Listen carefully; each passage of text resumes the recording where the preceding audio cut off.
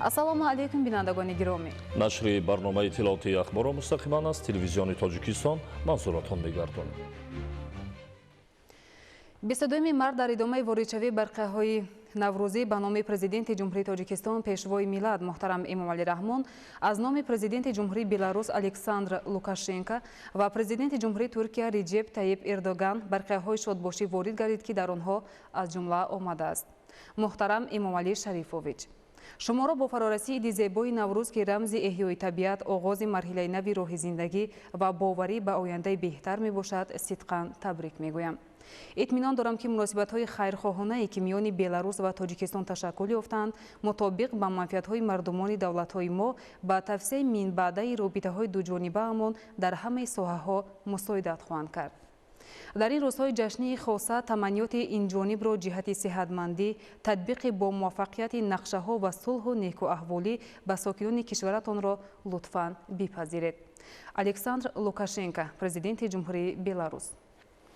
ҷаноби президент, бародари азизам, ба муносибати ҷашни Наврӯз, ки табиат эҳё мешавад, замин бедор мешаваду умедҳо месабзанд, табрикоти самимии худро ба ҷаноби олӣ ва мардуми дӯсту бародари тоҷик мерасонам.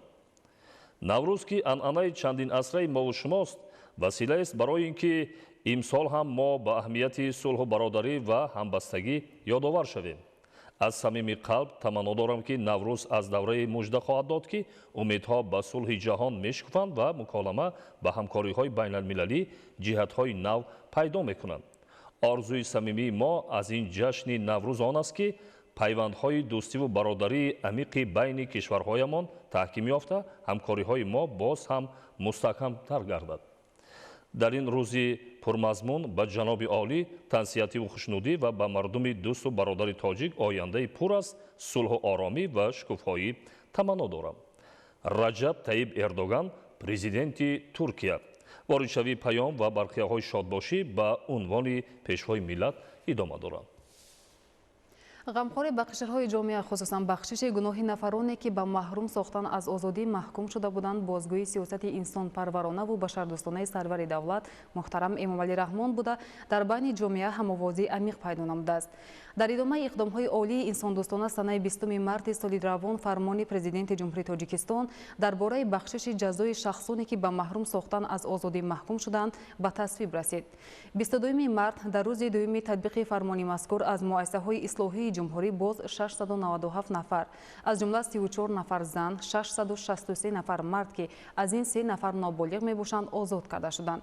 یادآور میشویم که 21 مارس سال 2025 نیز از مؤسسه‌های اصلاحی جمهوری 200 نفر از جمله 53 نفر زن 147 نفر مرد و 27 نفر نابالغ آزاد کرده شدند.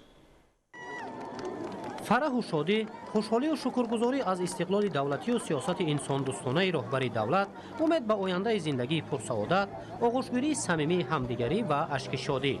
این همه هنگام آزادشوی محبوسان از مؤسسه اصلاحی 3 کسرچوری سرایست اجرای جزای جنایتی وزارت عدلیه جمهوری تاجیکستان دیده میشد.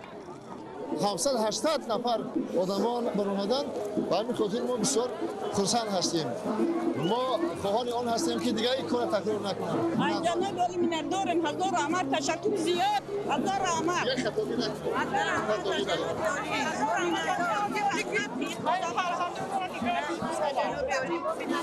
یاسر پیماندتون کی رو دیده؟ جمشید در جنب. سلام علیکم اکا کی رو استقبال گرفتید؟ برادرم رو. چی گفتنی دارید؟ گفتنی هستم که هم آینده هم بچه‌ها دیگه با کارهای ناشایسته دست روز نکنن.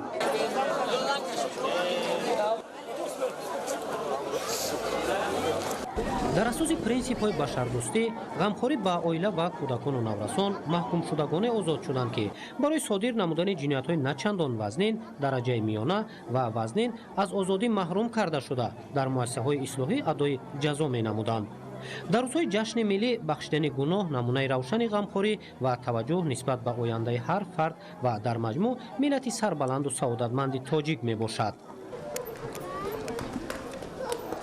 پیش پدر مادر میره از صمیم دل پدرم بخشی میپرسیم که ما قدر وقت خامشون دیدیم سرسون سرگردونشون کردن. جناب عالی падари бузургвори мо фарзанди падари моро дар ҳамин рӯзи наврӯз хирсанд кард, падару модари моро хирсанд кард. ёдовар бояд шуд ки 20 марти соли 2025 фармони президенти ҷумҳурии тоҷикистон пешвои миллат муҳтарам эмомалӣ раҳмон дар бораи бахшидани ҷазои шахсоне ки ба маҳрум сохтан аз озодӣ маҳкум карда шудаанд ба тасвиб расида буд. дар ҳамин асос 22 март аз муассисаи ислоҳии сед тасрҷори сарраёсати иҷрои ҷазои ҷиноятӣ 215 нафар озод шуданд. дар шабу рӯзи таҷлил аз ҷашни наврӯз фараҳу хушҳолӣ, болидагӣ ва оянда меҳнати садоқатмандона барои зиндагии осуда дар чеҳраи ҳар як озодшуда ҳувайдо буд.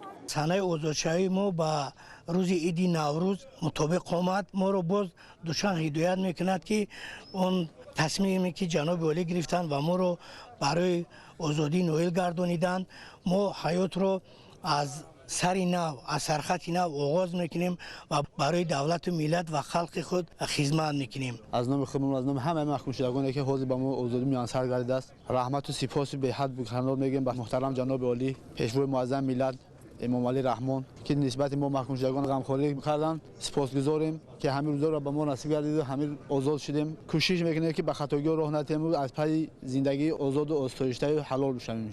бахшидани гуноҳ аз муҳимтарин хислатҳои накӯи инсонӣ маҳсуб меёбад ва ин иқдоми пешвои миллат муҳтарам эмомалӣ раҳмон намунаи асосии раъиятпарварию инсондӯстӣ мебошад. наздикону пайвандони озодшудагон бо шукргузорӣ аз сиёсати инсондӯстонаи ҳукумати ҷумҳурии тоҷикистон ба роҳбари давлат изҳори сипосу миннатдорӣ мекунанд.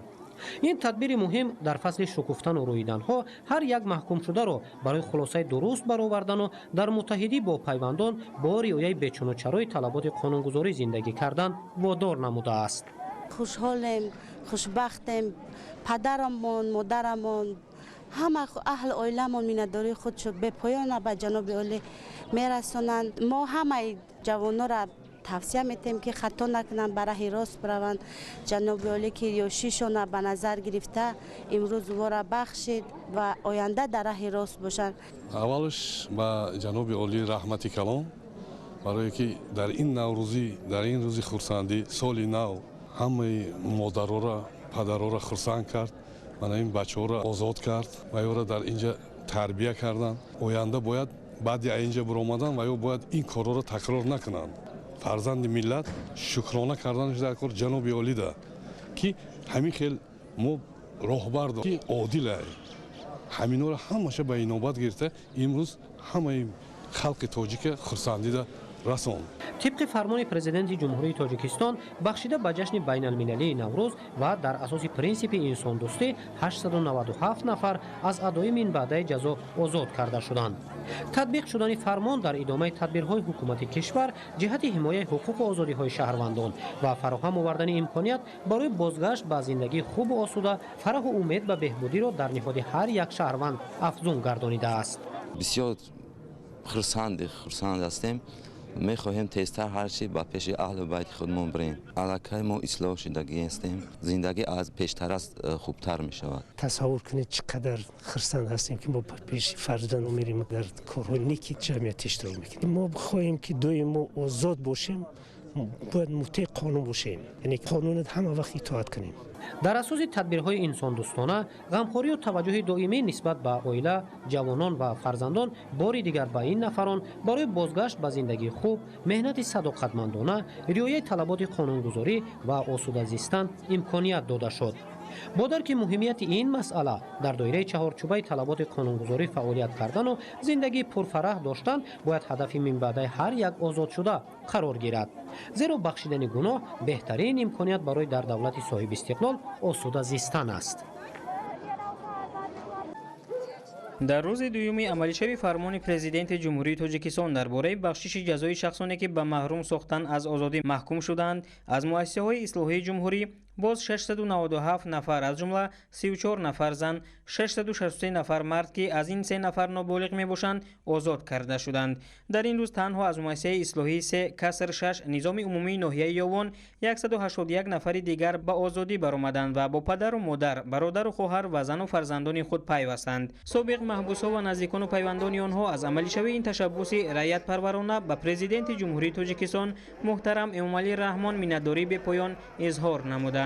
аз инҷо бародари мо ҳам озод шуданд. хеле хурсанд ҳастем дар ин рӯзи наврӯзӣ аз ҷаноби олӣ ки дар ин қадар модароро хурсанд кардан, ин қадар бародаро мо хурсандӣ мо ҳадду канор надорад. бояд гуфт ки ин гурӯҳи маҳкумшудагон дар асоси тадбирҳои инсондӯстона, ғамхорию таваҷҷӯҳи доимӣ нисбат ба оила, мардони саробони оила ва занону духтарон, инчунин ҷавонон ва кӯдакону наврасонӣ аз ҷониби президенти ҷумҳурии Тоҷикистон, пешвои миллат муҳтарам Эмомалӣ Раҳмон дар рӯзҳои таҷлил аз ҷашни байналмилалии Наврӯз бахшида шуда, аз адои минбаъдаи ҷазо озод карда шуданд. воқеан ҳам бахшиши ҷазои маҳкумшудагон намунаи барҷастаи инсондӯстӣ ва меҳру муҳаббати пешвои миллат нисбат ба халқи хеш мебошад. раҳмат ба ҷаноби олӣ, беҳад хурсанде ки ба пеши зану фарзанда мерем. ҳазор раҳмат ба ҷаноби олӣ. миннатдорем барои пешвои миллат ки мо аксар мура раҳо кардам, омадасем пеши падарони модаромон бармегардем. ин иқдом дар асоси моддаи 69 конститутсия ва бо такя ба принсипҳои инсондӯстӣ амалӣ шудааст ва ба онҳо имконияти нав фароҳам оварда умеди бозгашт ба зиндагии солим ва созандаро дар қалби онҳо бедор месозад. дар маҷмӯъ дар натиҷаи амалишавии ин санад ҷазои 897 нафар маҳкумшудагон аз тамоми муассисаҳои ислоҳии мамлакат бахшида шуд. бахшиши гуноҳи маҳкумшудагон дар рӯзҳои таҷлил аз ҷашни ҷаҳонии Наврӯз аз ҷониби президенти ҷумҳурии Тоҷикистон, пешвои миллат муҳтарам Эмомалӣ Раҳмон, шодию нишод дар хонадони 897 нафар маҳкумшуда ки дар асоси фармони президенти ҷумҳурии Тоҷикистон аз муассисаҳои ислоҳӣ ба озодӣ мебароянд. бахшиши гуноҳи маҳбусон идомаи мантиқии ибтикороти инсондӯстонаи сарвари давлат муҳтарам Эмомалӣ Раҳмон маҳсуб шуда барои ашхоси муҷрим имкон фароҳам меорад ки ба ҳаёти осоишта баргарданд, дар ҷамъият мақоми худро ёбанд, ислоҳ шуда роҳи дурусти зиндагиро пеша кунанд ва ба қадри оромиву осоиштагии Тоҷикистони соҳибистиқлол расанд. ибтикороти инсондӯстонаи пешвои миллат, бахшиши гуноҳи маҳкумшудагон дар ҷомеа ҳамовозии бештарро ба вуҷуд оварда, дар ҳамин замина аз муассисаи ислоҳии низомаш пурзури 3 каср 5 сарраёсати иҷрои ҷазои ҷиноятии вазорати адлия воқеъ дар шаҳри Хуҷанд 166 нафар аз адои минбаъдаи ҷазо озод шуданд. падару модарон, ҳамсару фарзандон ва дигар ақрабои афроди маҳкумшуда бо сипосгузорӣ ва шодию нишоти беандоза ба истиқболи наздикони худ омаданд. ман аз ҷаноби оле миннатдории худро баён мекунам ки ба мо меҳрубонию падарони худро дариқ надоштанд. ҳамин додарам 4 сол мешад ки дар ҳамин ҷо адои ҷазо мекард. миннатдорӣ мекунам аз ҷаноби оле ки ҳамин ба мо баргардонда. бахшиши ҷазои маҳкумшудагон ба муносибати ҷашни байналмилалии Наврӯз намунаи барҷастаи инсондӯстӣ ва меҳру муҳаббати сарвари давлат нисбат ба халқи хеш мебошад. ин иқдом ки дар асоси моддаи 69 конститутсия ва бо такя ба принсипҳои инсондӯстӣ амалӣ шуд, барои маҳкумшудагон имкони нав фароҳам оварда умеди бозгашт ба зиндагии солим ва созандаро дар қалби онҳо бедор месозад. дар қатори дигар маҳкумшудагон ман ҳамин рӯз ба озодӣ баромадам. ин ҳам бо шарофати пешвои маъзими миллат муҳтарам Эмомалӣ Раҳмон аст ки миннатдории худро самимона баён мекунам. дигар ҷиноят содир намекунам, барои ки хатогии худамро фаҳмидам. ба тарбияи фарзандонам кӯшиш мекунам, фарзандони ман оянда корҳои некро анҷом диҳанд. ман бисёр ҳам шукр беадаб мекунам ки асосгузори сулҳу ваҳдати миллӣ муҳтарам ҷаноби олӣ фарзанди маро афв карданд, аз гуноҳашон гузаштанд. бисёр ҳам хушбахт ҳастам, бениҳоят сахт хушбахт ҳастам. ман боварӣ дорам ки писари ман албатта ислоҳ мешавад. 166 нафаре ки то ин замон дар муассисаи ислоҳии 3 каср 5 сарраёсати иҷрои ҷазои ҷиноятии вазорати адлияи ҷумҳурии Тоҷикистон воқеъ дар шаҳри Хуҷанд аз ин иқдоми шоиста хурсанданд ва озодиро неъмати бебаҳо арзёбӣ мекунанд. ба таъкиди онҳо чунин тасмимҳои инсондӯстона ва хайрхоҳонаро танҳо шахси некбин рӯи кор оварда метавонад. беҳтарин неъмат ҳамин озодӣ аст. раҳмат ба пешвои миллат ки ҳамин рӯзаҳои идба аз гуноҳи мо гузаштанд, бахшидан моро. пеши фарзандон, оилаво мерем, падару модар, хештаборон ҳамашон хурсанди рӯзи ид ба раҳмат ва ҷаноби олӣ. мо гуноҳ кардем, сарвари миллат гуноҳи моро бахшиданд. мо миннатдории худро ба сарвари давлат баён месозем. мо ба хатогӣ дигар роҳ намедиҳем ва дар ободии ватан саҳмгузор мешавем. чунин иқдом яъне бахшидани гуноҳи маҳкумшудагон ифодагари ҷомеаи ҳуқуқбунёду демократӣ ба арзиши олӣ доштани ҳуқуқу озодиҳои шаҳрвандон дар Тоҷикистон мебошад. صبح امروز از توقیفگاه تفتیشاتی 9 کسر 2 سرریاست اجرای جزای جنایتی وزارت عدلیه جمهوری تاجیکستان واقع در شهر خوجند 12 نفر آزاد کرده شدند. واقعا هم بخشی جزای محکوم شدگان به مناسبت جشن بین المللی نوروز نمونه برجسته انسان دوستی و مهر و محبت پیشوای ملت محترم امامعلی رحمان نسبت به ساکنان می باشد. این اقدام که در اساس ماده 69 کنستیتوسیا و با تکیه به پرینسیپ های انسان دوستی عملی شده است، برای 897 نفر امکان نو فراهم آورده امید بازگشت به زندگی سالم و سازنده را در قلب آنها بیدار ساخت. طول 1 سال و 2 ماه در توقیفگاه تفتیشاتی 9 دروب 2 ادای جزا نمودم. امروز خرسندی ما حد و کنار ندارد. ما محکوم شدگان منتداری خود را به اساسگذار صلح و وحدت ملی پیشوای ملت محترم امامعلی رحمان میرسانیم. در آینده کوشش نماییم که برای وطن عزیزمان خدمت‌های شایسته نماییم.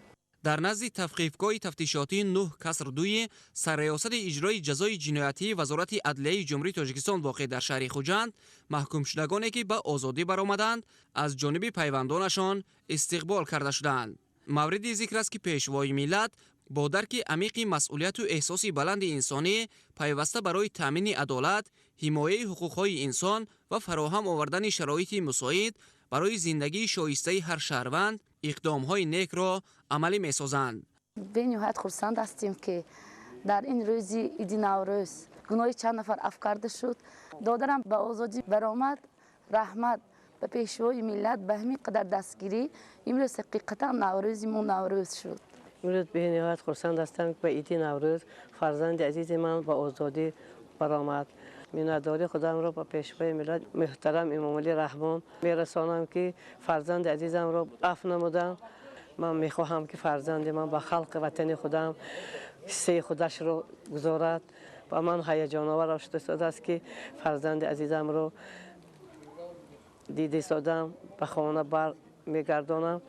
محکوم شدگان و نزدیکان و پیوندانشان با قناعتمندی از غمخواری نوبتی سروری دولت ایثار امید و باوری نمودند که این نفرانی از مؤسسه‌های اصلاحی آزاد گردیده نسبت به تقدیر آینده خویش خلاصه‌های درست می‌برند. واقعا بخشش جزای محکوم شدگان با مناسبت جشن بین المللی نوروز نمونه برجسته انسان دوستی و مهر و محبت پیشوای ملت نسبت به خلق خویش می باشد. این اقدام که در اساس ماده 69 کنستیتوسیا و با تکیه به پرینسیپ های انسان دوستی عملی شده است، برای نفران امکان نو فراهم آورده امید بازگشت به زندگی سالم و سازنده را در قلب آنها بیدار می سازد. ما محکوم شده قاسم منشیر نمازویش منتداری خود به اساسگذار صلح و وحدت ملی پیشوای ملت محترم امامعلی رحمان میرسانم که ما محکوم شدگان را به آزادی به نزد زن فرزند و پدر و مادرمون روان کرده است. منتدارم هر خطایی کردم اصلاح شدگی. من سفرخانده جهانگیر منتداری خودم را به اساسگذار صلح و وحدت پیشوای معظم ملت محترم امامعلی رحمان میرسانم که ما محکوم شده را خیلی دستگیری کرد. صدقاً پشیمان هستیم از کاری کردگیمون. اساسگذار صلح و وحدت پیشوای معظم ملت محترم امامعلی رحمان را رحمت میگویم که ما چنین جوانان را دستگیری کرد. سعید رجبعلی اسرائیلویچ شکرانه همین دولت هم شکرانه اساسگذار صلح و وحدت ملی پیشوای ملت حضرت جمهوری تاجیکستان میکنم که برای ما محکوم شدگان همین چیزا تقدیم کرده. در آینده ما آرزو میکنم یاد داریم که در بین دولت جامعه خدمت به وطن خدمت به دولت کنیم، سهم خود بگذاریم و باز یک بار دیگر شکرانه به همین خیل جناب عالی میکنم که برای ما بخشی جزا کرد. همکنون از مؤسسه اصلاحی 3 دروب 7 حدود 41 نفر محکوم شدگان آزاد کرده شدند. نزدیکان و پیوندان محبوسان ایثار امید و باوری نمودند که آنها که طبق فرمان از جای ادای جزا جواب داده میشوند خلاصه درست میبرارند و من بعد برای راست میروند. پدر و مادران خویش و نزدیکان محکوم شدگان که برای استقبال فرزندان خویش آمده بودند از اقدام شایسته رهبریت مملکت ایثار منتداری نمودند. من عبدالحق و سلامت آموزگار مکتب اینترنت رقمی 1 پاگارزی ما را از همین درون زنگ زدم من که مادر هستم تا حاضر حس خود رو وای کردن نمیتونم پیش از همه مینداری خود را به پیشوای ملت جناب علی امام علی رحمان میرسونم.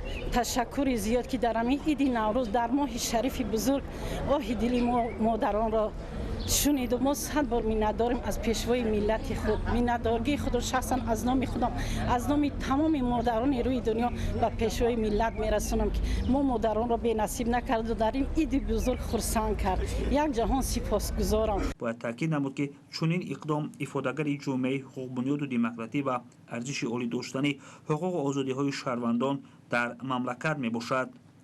همزمان در این روز از مؤسسه تربیوی 3/12 3 نفر محکوم شده نابالغ نیز به آزادی برآمدند. در ادامه تطبیق فرمان پرزیدنت جمهوری تاجیکستان درباره بخشش جزای شخصانی که به محروم ساختن از آزادی محکوم کرده شدند، روز 22 مارس از یک قطار مؤسسه‌های اصلاحی محبوسان به آزادی برآمدند. کسانی که ما را میشنوند همین جنایت‌ها را نکنند و دیگر به همین ترمو نیایند. ما خودمان اصلاح میکنیم در راه وطنداری و در تربیت فرزندان و در تربیت خویشتن و در آبادانی تاجیکستان عزیز سهم خودمان میگذاریم. همین طور در روز دوم تطبیق فرمان مذکور بعد تفتیش و خلاصه انیق مقامات انتظامی از مؤسسه‌های اصلاحی 3/1 3/2 و مؤسسه معالجوی 3/13 سرریاست اجرای جزای جنایتی وزارت عدلیه جمهوری تاجیکستان قریب 30 نفر محبوسان از ادامه جزای جنایتی آزاد کرده شدند. ما خطاگی‌هایی کردیم که قابل بخشش نبود، ولی جناب عالی از مهربانی خود ما را بخشیدند. مراجعت میکنیم به جوانان آینده ساز ملت کشور راه جرم و جنایت رو پیشه نکنند، از همه جرم و جنایت ها دوری بجویند، در فکر آبادی و سازندگی این وطن این ملت باشند و در کنار خانواده های خود زندگی خوب و شاد به سر ببرند. تاکید کردن به مورد است که سال روان در عرفه جشن نوروز بین‌المللی که صلح و دوستی، همدلی، بخشش گناه‌ها و انجام دادن عمل‌های خیر و ثواب از سنت‌های مهمترین آن به شمار می‌رود، با تشبث انسان‌پرورانه پرزیدنت جمهوری تاجیکستان پیشوای ملت محترم امام علی رحمان 897 نفر به آزادی برآمدند. پس از کشاده گردیدن در مؤسسه‌های اصلاحی، محبوسان از ادامه جزا آزاد گردیده با امید تامین زندگی خوب و آسایشته به حیات مقرری برگشتند. مینداری خود را به جناب عالی و پیشوای ملت محترم امام رحمان رساندنی هم که نسبت ما محکوم شدگان غمخوری خود را بیان کرده و ما عفو بخشش جزا اعلام کرد. من از جوانان احترامانه خواهش می‌نمایم که دست به جنایت نزنید، در خدمت پدر و مادر خود فرزندان خود باشید. لازم به تاکید است که فرمان مذکور در اساس پرینسیپ انسان دوستانه قانونگذاری جمهوری تاجیکستان و به مناسبت جشن پرشکوه نوروز بین‌المللی قبول کرده شده است.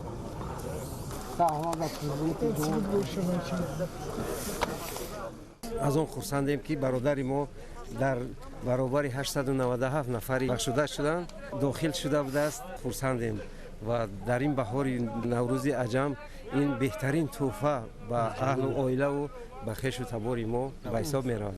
آنها با خوشنودی ابراز داشتند که با کار و فعالیت و مهنت اهلانه در فضای آزاد و صلح و آسایشتگی کشور زندگیشان را بهتر نموده بهر حفظ صلح و ثبات و رشد و پیشرفت تاجیکستان عزیز سهمی ارزشمند می‌گذارند. شماره از ادامه ادای جزا آزاد شدن محکوم شدگان از مؤسسه معالجوی رقم 3 کسر 13 سرریاست اجرای جزای جنایتی وزارت عدلیه جمهوری تاجیکستان که 15 نفر را تشکیل میداد در چهره هر یک آنها تبسم مشاهده میشد. این اقدام که در اساس ماده 69 کنستیتوسیا و با تکیه به پرینسیپ های انسان دوستی عملی شده است برای 897 نفر پیش بینی گردیده امید زندگی سالم و شایسته را در قلب هر یک آنها بیدار می‌سازد. فراهم آوردن شرایط مساعد برای برگشتن شمار زیادی شهروندان به حیات معتدل و اصلاح شدن آنها، تربیت نمودن آنها در روحیه احترام به قانون، محبت به وطن، شناخت ارزش‌های ملی و عمومی بشری از هدف‌های فرمان پرزیدنت کشور درباره بخشش جزای شخصانی که به محروم ساختن از آزادی محکوم کرده شدند به حساب می‌رود. در روز دومی تطبیق فرمان مذکور 697 نفر آزاد گردیده، از این تعداد 34 نفرشان را زنان تشکیل می‌دهند. این قشر جامعه که از شهد اقدام نوروزی رسیدن به آزادی کام شیری نمودند، در مؤسسه اصلاحی 3 کسر 8 سرایست اجرای جزای جنایتی وزارت عدلیه جمهوری تاجیکستان واقع در شهر نارک ادای جزا می‌نمودند. در نتیجه بخشش جزا در دوام 2 روز از این مؤسسه اصلاحی 87 نفر زنان آزاد گردیده و زندگی مستقل معمولی برگشتند. Я Матлюба Абдурахманова нахожусь здесь, выхожу сегодня в этот праздник, в прекрасный день Навруза. Благодаря тому, что у меня был большой срок, это 6 лет, я сидела здесь более 2 лет. Хочется что сказать? Мы должны быть в семье, при детях, при своих внуках. Но на сегодняшний день спасибо президенту, отцу нации, что он нас простил и, конечно же, нам дал свободу. بخشیدن گناه و یا عفو رمز گویای عملیشوی پرینسیپ انسان دوستی به شمار می رود. روی دست گرفتن این اقدام از خصلت‌های بشردوستانه پیشوای ملت محترم امامعلی رحمان شهادت داده باعث خوشحالی و دلگرمی صدها نفر به آینده درخشان گردید. ما با کارهای کردگیمون پشیمونیم، اصلاح شدیم. جای زنها اینجا نیست. جای زنها پیش فرزند و پیش اهل و عائله و падар мадар ше. Я освобожденная Саидова Майсара Мирзоевна. Я очень благодарна нашему президенту Эмомали Рахмон за то, что он нас помиловал и дал нам шанс исправиться и впредь не поступать так, не ошибаться. Я очень благодарна. تطبیق و عملیشوی فرمان پرزیدنت جمهوری تاجیکستان درباره بخشش جزای شخصانی که به محروم ساختن از آزادی محکوم شدند در اساس پرینسیپ‌های بشردوستانه، غمخواری به عائله و کودکان و نورسان روی دست گرفته شده است. این اقدام در امید را بر روی صدها نفر باز نموده شهروندان گمراه امکانیت همگرایی با جمعیت و برگشتن به زندگی معمولی را پیدا نمودند. در روزهای تنتنه جشن نوروز بین المللی شادی و نشاط در صدها خاندان هموطنان با طور بی‌سابقه طنین انداز گردید، زیرا با همت بلندی و رعیت دوستی پرزیدنت جمهوری تاجیکستان پیشوای ملت محترم امامعلی رحمان در اساس پرینسیپ های بشردوستی، غمخواری به عائله و کودکان و نورسان با فرمان پرزیدنت جمهوری تاجیکستان درباره بخشیدن جزای شخصانی که به محروم ساختن از آزادی محکوم شده اند جزای 897 نفر بخشیده شدند. آنها از ادای من بعده جزا آزاد کرده شدند. طبق فرمان بالاذکر امروز از مؤسسه اصلاحی 9 کسر 7 سرایست اجرای جزای جنایتی 11 نفر از ادامه اجرای جزا آزاد گردیده با روحیه بالیده و اظهار صمیمیت و منتداری به پیشوای محبوب ملت به عائله نزد والدین و پیوندان خود برگشتند. با اساسگذار صلح و وحدت ملی پیشوای ملت پرزیدنت جمهوری تاجیکستان محترم امامعلی رحمان منتداری خود را بیان می‌کنیم که ما محبوسان مؤسسه اصلاحی 97 را که از کردارهای کرده خود صدقاً پشیمان بیرون در اساس جشن نوروز بین المللی گناههای ما را بخشیده است و ما در آینده نیت داریم که به خلق و دولت خود صادقانه خدمت کنیم. سرآول منتداری خود را به اساسگذار صلح و وحدت پیشوای ملت محترم پرزیدنت جمهوری تاجیکستان امامعلی رحمان می‌رسانیم که ما محکوم شدگان را در نوروز بین المللی عفو کرده بر جزای ما را بخشید. کوشش میکنیم که در وطن خود سهمگذار شویم. پدر و مادران، خویش و نزدیکان محبوسان آزاد شده که برای استقبال فرزندان خویش آمده بودند از اقدام شایسته رهبریت مملکت اظهار منتداری نمودند. میخواهم که فرزندان همین پدر و مادر رو دیگر خطا نکنند، هیچ وقت پیشپای نخورد. واقعا هم بخشیدن جزای محکوم شدگان به مناسبت جشن بین المللی نوروز نمونه برجسته انسان دوستی و مهر و محبت پیشوای ملت نسبت به خلق خویش می باشد. این اقدام که در اساس ماده 69 کنستیتوسیا و با تکیه به پرینسیپ های انسان دوستی عملی شده است برای 897 نفر امکان نو فراهم آورده امید بازگشت به زندگی سالم و سازنده را در قلب آنها بیدار می سازد. дар заминаи амалинамоии иқдоми раъиятпарваронаву инсондӯстонаи сарвари маҳбуби кишвар ба муносибати ҷашни байналмилалии Наврӯз 22 март аз тавқифгоҳи тафтишотии ЯТ-9 каср 1 сарраёсати иҷрои ҷазои ҷиноятӣ 5 нафар аз идомаи адои ҷазо озод гардида бо шукргузорӣ аз сиёсати созанда ва ғамхориҳои ҳамешагии пешвои миллат муҳтарам Эмомалӣ Раҳмон ба назди оилаҳои худ баргаштанд. ман имрӯз бо фарорасии иди Наврӯз пешвои муаззами миллат муҳтарам Эмомалӣ Раҳмон ғамхории худро зоҳир намуда, ки дар асоси фармони президенти ҷумҳурии Тоҷикистон мо озод гаштем. Кӯшиш мекунем, ки дар оянда ба халқу ватани худ хизмат намуда, дар пешрафти Тоҷикистони соҳибистиқлол саф гузорем. Имрӯз мо аз он хурсандем, ки ба назди хонаводаи худ бармегардему фарзандонро дар роҳаи ватандӯстӣ, ватанпарварӣ тарбия менамоем. хурсандии волидайну наздикони озодшудагон ҳадду канор надошт. онҳо аз ин ташаббуси раъиятпарваронаи пешвои миллат муҳтарам Эмомалӣ Раҳмон бо хушнудӣ ва сарфарозӣ истиқбол намуда миннатдории хешро чунин иброз доштанд. мо аз ҷаноби олӣ миннатдорем, ки ҳамин иқдомро пеш гирифт. мо имрӯз ба фарзандаи мо ба озодӣ мебироянд. дар ҷумҳурии Тоҷикистон татбиқи босамари сиёсати иҷтимоии ҳукумати мамлакат бо принсипҳои бузурги инсондӯстона амалӣ мегарданд, ки дар садри он ташаббускориҳои пешвои миллат муҳтарам Эмомалӣ Раҳмон қарор доранд.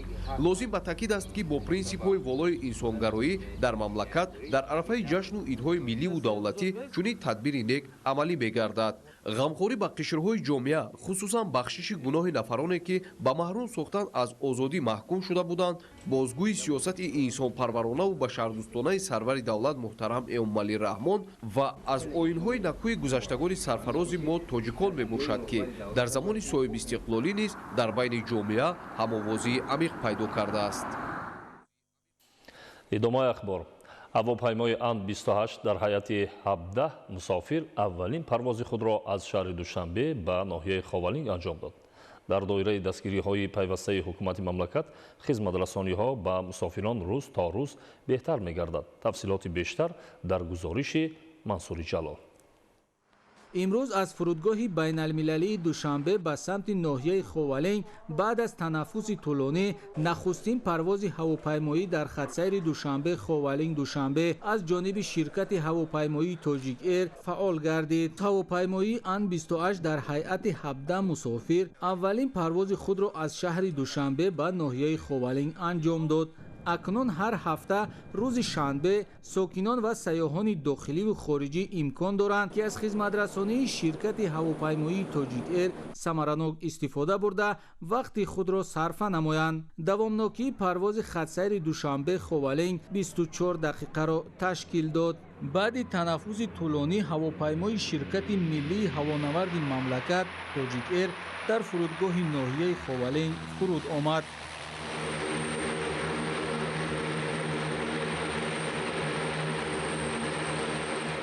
мусофиронро дар фурудгоҳи ноҳияи Ховалинг намояндагони мақомоти иҷроияи ҳокимияти давлатии ноҳия, сокинон, аҳли фарҳанг ва ҳунар истиқбол карданд. мо миннатдории худро аввало ба президенти ҷумҳурии Тоҷикистон Эмомалӣ Раҳмон мерасонем, ки бисёр хастайри хуб кори хуб кардаги барои аҳолии ноҳияи Ховалинг. аввало дар 3-4 соат шанбе ба Ховалинг мерасидем, ҳозир бошад дар 20 дақиқа аз шаҳри Душанбе ба ноҳияи Ховалинг расидем. мо дар самолот бисёр айтор тамошо карда бисёр лаззат ҳаловат будем.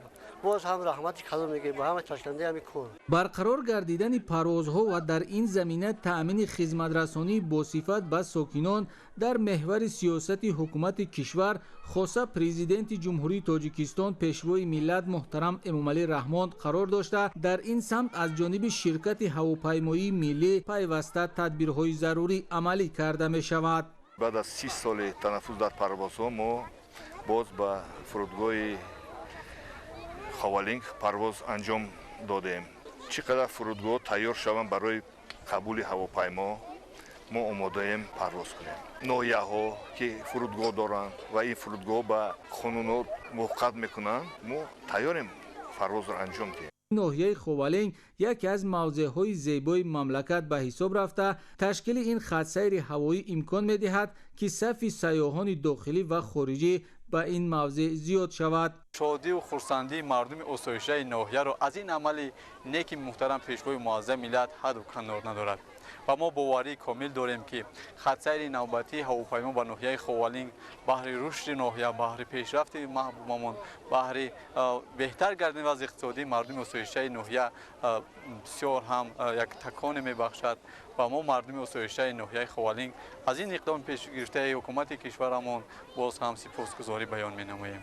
дар доираи кушодашавии хатсайри мазкур ҳамзамон бо мақсади муаррифии имкониятҳои сайёҳӣ ва ҷалби бештари сайёҳони дохиливу хориҷӣ дар ноҳияи ховалинг бо иштироки мусофирон сайёҳати дохилӣ ташкил карда шуд. зимни сайёҳат меҳмонон бо шароити меҳмонхонаҳои ноҳия, маконҳои таърихиву сайёҳӣ ва марказҳои хизматрасонӣ шинос шуданд. ноҳияи ховалинг барои қабули сайёҳони тамоми ҷумҳурӣ ва сайёҳои хориҷӣ омода аст. меҳмонхонаҳо, чойхонаҳо ва дигар иншоотҳои сайёҳӣ омода карда шудааст ва мо омодаем ки дар ноҳияи ховалинг сайёҳоро аз тамоми ҷумҳурӣ қабул кунем ва мавзеъҳои зебои ноҳияи ховалинг дида намоянд. фаъол гардонидани парвозҳо дар хатсайри маҳаллӣ ба осон гардонидани рафту омади шаҳрвандон ба шаҳру ноҳияҳои дурдасти ҷумҳурӣ мусоидат менамояд.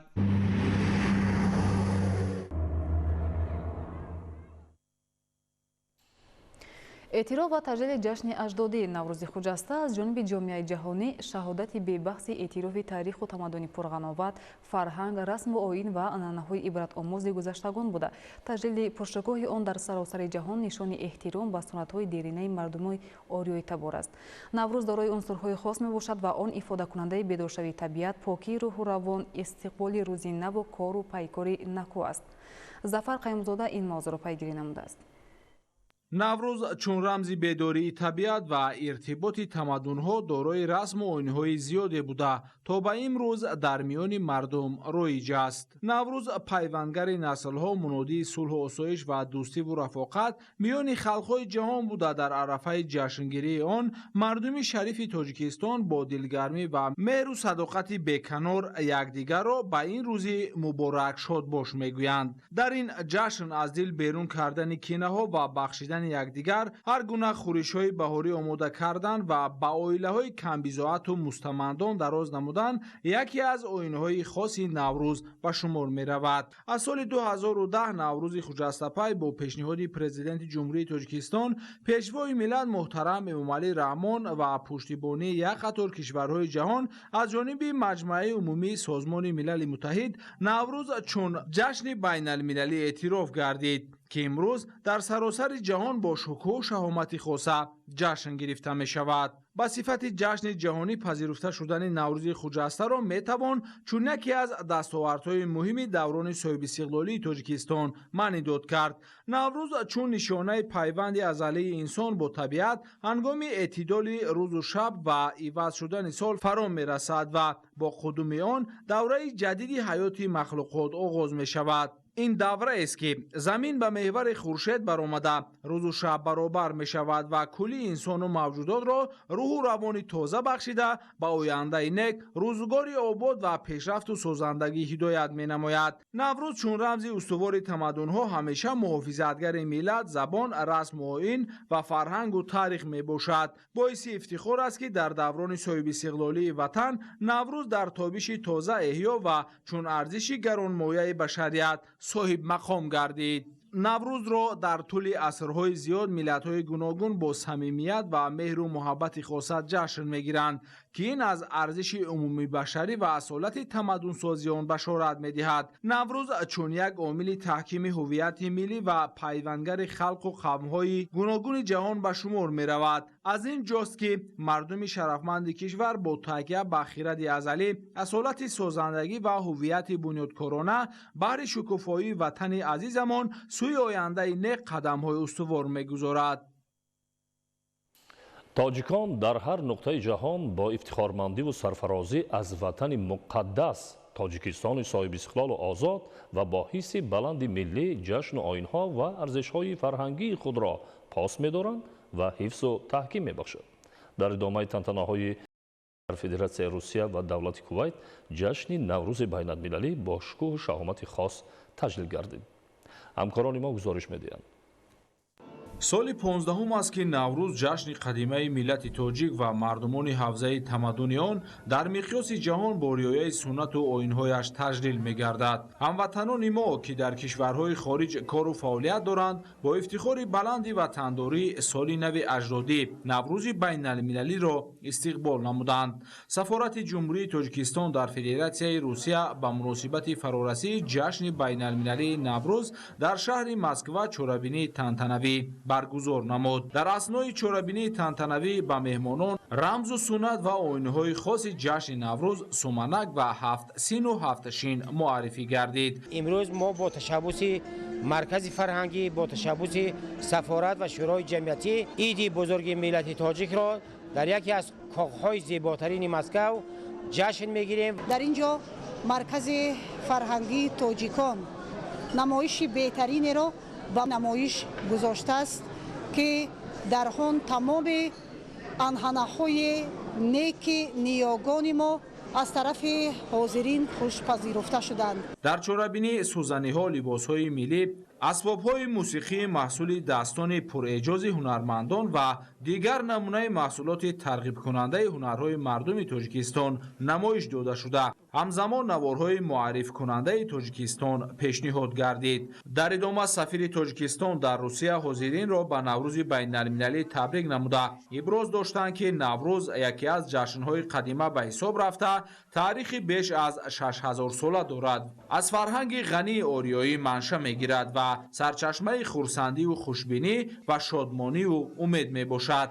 тибқи қадномаи қабулнамудаи Созмони Милали Муттаҳид, ин ҷашни бостонии ниёгон чун ҷашни байналмилалӣ ҳамасола 21 март бо шукӯҳу шаҳомати хоса дар саросари ҷаҳон таҷлил мегардад. дар чорабинӣ намояндагони мақомоти дахлдори ҷумҳурии Тоҷикистон дар Федератсияи Русия, роҳбарони ташкилоти ҷамъиятии тоҷикони муқими кишвари иқомат, намояндагону фаъолони ҷамъиятҳо аҳли зиё, доираи соҳибкорон аз ҳисоби ҳамватанони муқим ва донишҷӯёни тоҷик иштирок намуданд. дар намоиш ҳама чиз зебо буд: ҳунарҳои мардумӣ, рақсу мусиқӣ, либосу куртаҳои тоҷикӣ ва хӯрокҳои болаззати тоҷикӣ. меҳмонон ба армуғону анвои ҳунарҳои мардумӣ ва рақсу сурудҳои тоҷикӣ таваҷҷӯҳу мароқи беандоза зоҳир намуда, бо бабар намудани либоси миллӣ ва куртаву тоқиҳои тоҷикӣ расм мегирифтанд. дар доираи чорабинӣ ба меҳмонон барномаи ҷолиби консертӣ пешкаш гардида, ҳозиринро дар фазои зебогӣ ва пурнишоти Наврӯз қарор дод.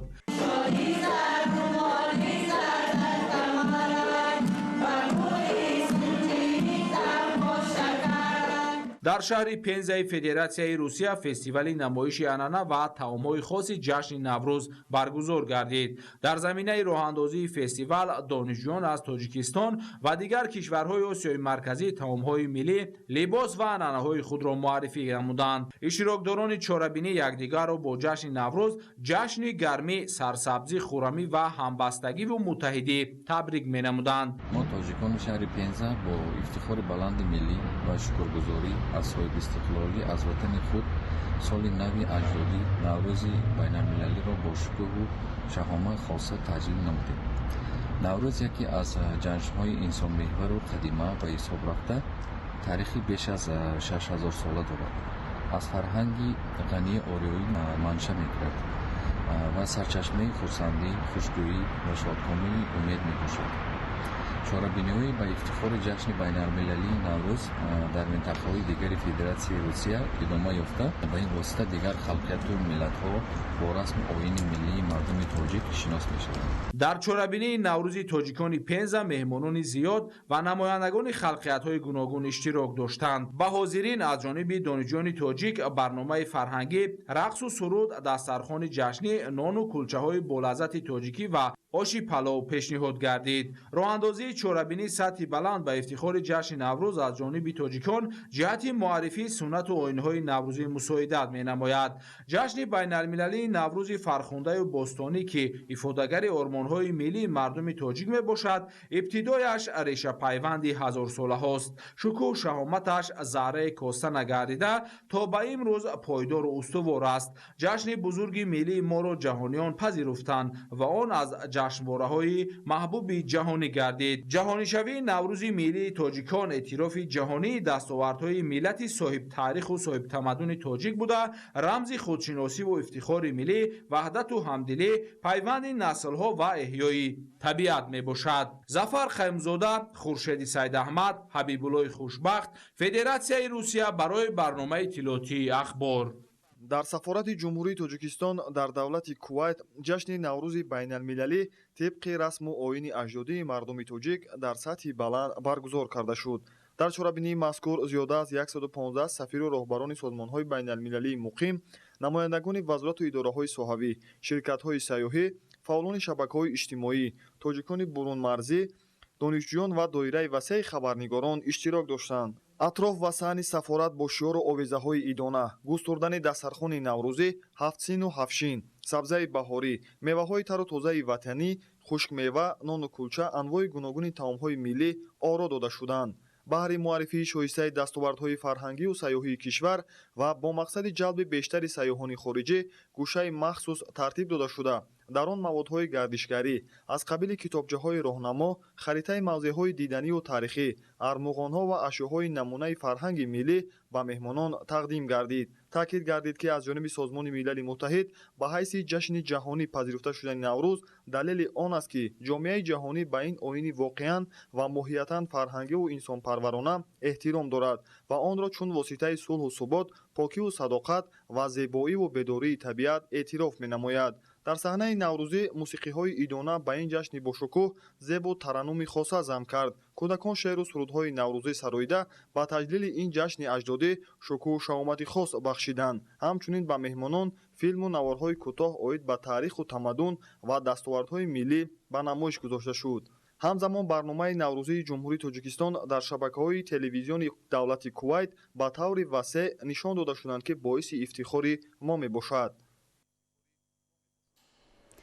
наврӯз ва расму оинҳои наврӯзӣ дар тӯли мавҷудияти беш аз 6000 солаи хеш ҳамчун сарчашмаи муҳими ахлоқиву тарбиявӣ барои дар рӯҳияи бунёдкориву созандагӣ, таҳаммулгароӣ, хештаншиносӣ, зебоипарастӣ, дӯстию рафоқат, ҳамзистӣ ва некиву накӯкории тарбия намудани инсоният хизмат намуда фарҳанги миллати кӯҳанбунёду соҳибтамаддуни моро дар арсаи ҷаҳонӣ муаррифӣ намудааст.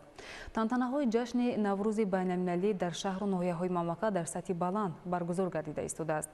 аз ҷараёни баргузории тантанаҳои наврӯзӣ ҳамкорони мо гузориш медиҳанд. ҷашни байналмилалии наврӯз дар бригадаи посбоникунандаи сароисати иҷрои ҷазои ҷиноятии Вазорати Адлияи Ҷумҳурии Тоҷикистон бо шукӯҳ шаҳомати хос таҷлил гардид. Наврӯз ҷашни зиндагисоз буда аз омадани он ҳамагон хушиву хурсандӣ менамоянд. таъкид гардид, ки Наврӯз на танҳо ҷашни бедории табиат, балки рукни муҳими худшиносиву худогоҳии миллист, ки аҳамияти бузурги фарҳангӣ ва маънавӣ дорад. дар намоишгоҳи наврӯзӣ ҳафтсину ҳафтшин таомҳои миллӣ, хусусан хӯрокҳои наврӯзӣ, либоси миллӣ, оинҳои наврӯзӣ, ҳунарҳои мардумӣ ва дигар дастовардҳо муаррифӣ гардид.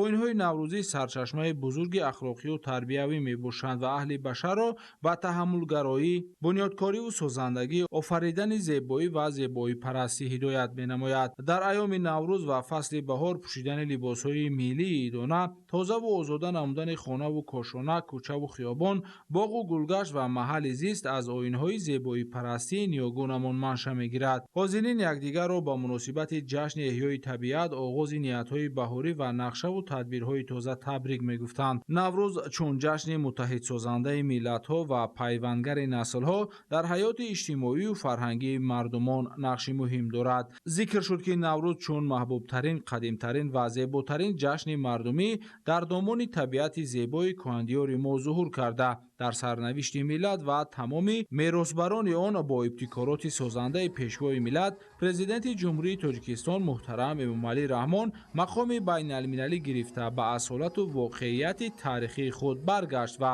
суннатҳои аҷдодии он барқарор шуд. мақоми байналмилалиро касб намудани Наврӯз имкон фароҳам овард, ки мардуми олам аз фалсафаи эҳёгариву созандагӣ ва башардӯстонаи ин ҷашни бисёр қадима ҳарчи бештар огоҳ гарданд. зеро Наврӯз танҳо танҳо марбут ба қаламрави зуҳури он набуда, балки суннату анъанаҳои неки он метавонад чун василаи ҳамзистии осоиштаи тамоми инсоният хизмат намояд. аз ҷониби созмони милали муттаҳид ба ҳайси ҷашни ҷаҳонӣ пазируфта шудани наврӯз гувоҳи он аст, ки ҷаҳониён ба оину арзишҳои фарҳангиву инсонпарваронаи он эҳтироми воло доранд ва онро чун воситаи таҳкими сулҳу субот, покиву садоқат ва зебоиву бедорӣ эътироф менамоянд. дар доираи баргузории ҷашни ҷаҳонии наврӯз ғолибони мусобиқаҳои варзишӣ оид ба футбол, волейбол ва дав, ки байни афсарону сарбозони бригадаи посбоникунандаи сарраисоти иҷрои ҷазои ҷиноятии вазорати адлияи ҷумҳурии Тоҷикистон гузаронида шуд, бо тӯҳфаҳои хотиравӣ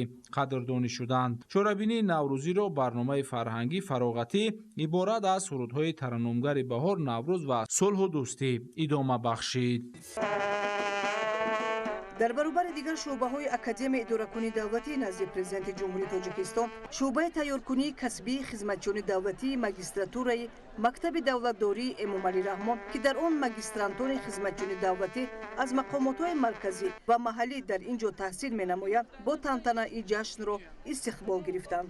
саҳни академияи идоракунии давлатии назди президенти ҷумҳурии Тоҷикистон бахшида ба таҷлили Наврӯзи байналмилалӣ қабои идона дошт ва шодии кормандон, омӯзгорон ва донишҷӯёну магистрантон ҳадду канор надошт. ҳайати кормандон бахшида ба таҷлили Наврӯзи байналмилалӣ خوانی نوروزی تشکیل نموده هنر و استعداد خیش را نسبت به انعنات نوروز خجسته‌پای به معرض گذاشتند. در نزد حاضرین همچون رمز نوروز خوانی ایدانه از قبیل هفسین و هفشین پیشکش حیاتی حکمان گردانیده شد. جشن نوروز به شرافت استقلال دولتی و سیاست فرهنگ پرورانه پرزیدنت جمهوری تاجیکستان محترم امامعلی رحمان با تمام خصوصیت‌های تاریخی و فرهنگیش احیا گردیده. حالا به جشن ملی و دولتی ما تاجیکان و رمز خودشناسی و افتخار ملی، وحدت و همدلی مردم و پیوند نسل‌ها تبدیل یافته است. тантанаҳои наврӯзи байналмилалӣ дар саросари кишвар шаҳомати хоса дорад. ин ҷашни аҷдодиро бо риояи тамоми суннатҳои ниёгон имрӯз сокинон бо шукргузорӣ аз оромиву суботи саросарӣ истиқбол намуда истоданд. хуш аст ки имрӯз ҷашни наврӯз мақоми байналмилалӣ гирифту сар аз деҳоту маҳаллаҳо то дар сатҳи ҷаҳонӣ истиқбол карда мешавад. аз ҷиҳати дигар иди наврӯз василаи хуб дар муаррифии расму оин, анъанот ва таърихи кӯҳандоштаи миллати тоҷик аст. бо дарки ҳамин маънӣ кормандони корхонаи воҳиди давлатии роҳи оҳани тоҷикистон ҷашни наврӯзро бо рӯстани خوانی ایدانه، هفسین و هفشین و نمایش هنرهای مردمی استقبال نمودند. در تدبیر نوروزی کارمندان و زیرساختاران این نهاد، نمایندگان حزب خلقی دموکراتیک تاجیکستان و دیگر شخصان رسمی اشتراک نمودند. حاضرین از راسته نمایش هنرهای مردمی و طعامهای ملی دیدن کرده و مهارت کدبانویی به عنوان بهای بلند دادند. گفته شد که نوروز همچون جشن اجدادی مردمی آریای تبار تاریخ دراز و خصوصیت‌های به خود خاص دارد، زیرا این جشن در تمدن مردمی ما سهم بی‌نظیر داشته، جزئیات فرهنگی ما را هزار ساله ها نگاه داشته است که این برای ملت تاجیک مایه افتخار و سرفرازی است. برنامه مکمل فرهنگی انجام بخش تنتنه های نوروزی در کارخانه واحد دولتی راه آهن تاجیکستان گردید. در اگنتی حفظ میراث تاریخی و فرهنگی نزد حکومت جمهوری تاجیکستان و مؤسسه های زیرتابع آن جشن نوروز را با رعایت آیین و عنعنه های خاص نوروزی تجلیل نمودند. наврӯз ифодагари ормонҳои гузаштагон ва ниёгонамо ба шумор рафта, эҳсоси гарми муҳаббат ба марзубуми аҷдодӣ, худогоҳию худшиносӣ ва ватандориву ватанпарастии мардуми сарбаланди моро дар худ густариш медиҳад. таъкид гардид ки мо аз зумраи миллату мардумони хушбахте ҳастем ки ин суннати волои деринаро бо маъниву муҳтавои амиқ ва ҷавҳари хуби роҳи зиндагисозии он ба мерос гузоштаем. наврӯз чун шоҳпул аз қаъри асрҳо ормону омоли зиндагии ниёгон ва ҳадафҳои наҷиби созандагии имрӯзу ояндаи моро ба ҳам мепайвандад ва чун ҷашни муқаддасу бегазанди миллӣ симои маънавӣ, сиришти ахлоқӣ ва суннатҳои деринаи халқи тоҷикро бо арзишҳои волои умуми башарӣ ҳамоҳанг месозад. ҳар як муассиса ёдгориҳои таърихиро ба намоиш гузошта буд ва диққати меҳмононро нигораҳои пурарзиши саразму панҷакенти қадим, қалъаи мух, ҳисору ховалин, данғара ва дигар мавзеъҳои таърихии кишвар бо суҳбатҳои бостоншиносон ҷалб менамуд. муҳимият ва асолати ҷашни наврӯз дар он зоҳир мегардад ки ин ҷашни аҷдодӣ умри дароз дошта дар баробари пурра нигоҳ доштани ному оин ва анъанаҳои зебои худ аҳамияти таърихию мантиқии хешро то ба имрӯз нигоҳ доштааст ва ба сифати ҷашни муттаҳидӣ ва садоқату муҳаббати инсонҳо шинохта шудааст. جشن گرفتن فصل بهار و نوروز با خصوصیت‌های خاصش با رقص و بازی، اجرای سرودهای خلقی، نمایش هنرهای مردمی، تیار کردن خوراک‌های ملی خاص نوروز تجلیل گردید. جشن نوروز از زمره مهمترین و زیباترین آیین ملی تاجیکان به شمار می‌رود که در خود تمام شکوه و جلال تاریخ کهن ما را تجسم می‌نماید. اصالت تاریخی و فرهنگی جشن نوروز دلیل آن است که ریشه‌های معنوی جشن سنتی ما از سرچشمه‌های انسان دوستی و زندگی پروری ابتدا می‌گیرد. شکرگزاری همگان از استقلال تاجیکستان و فضای سازگار برای تجلیل جشن‌های ملی بوده مهمانان سرزمین ما را عنعنه‌های دیرینه نوروز با طبیعت بی‌نظیر بهاران به سیرگاه این جشن مقدس دعوت می‌نماید. در زمان наврӯз мероси фарҳангиву ҷаҳонгардӣ таҳти ҳамин унвон имрӯз дар шаҳри душанбе фестивали байналмилалӣ баргузор гардид. ҳамкорони мо гузориш медиҳанд. бо ибтикори мақомоти иҷроияи ҳукумати давлатии шаҳри душанбе ва кумитаи рушди сайёҳӣ назди ҳукумати ҷумҳурии тоҷикистон дар ҳамкорӣ бо вазорату кумитаҳои дахлдор дар боғи ирами шаҳри душанбе фестивали байналмилалии наврӯз мероси фарҳангиву ҷаҳонгардӣ доир гардид. дар фестивал муовини сарвазири ҷумҳурии тоҷикистон дилрабо мансурӣ роҳбарияти мақомоти иҷроияи ҳокимияти давлатии шаҳри душанбе, меҳмонони хориҷӣ аз ҷумла намояндагони корпуси дипломатӣ, созмонҳои байналмилалии муқими шаҳри душанбе, сайёҳон ва рӯзноманигорону блогерони маъруфи як қатор кишварҳои олам иштирок намуданд.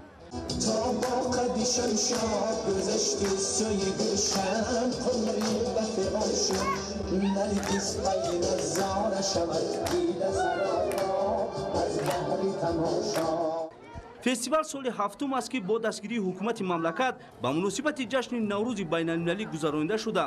мақсади он муаррифии имконияти сайёҳӣ ва фарҳангии миллии тоҷикон ба сайёҳон мебошад.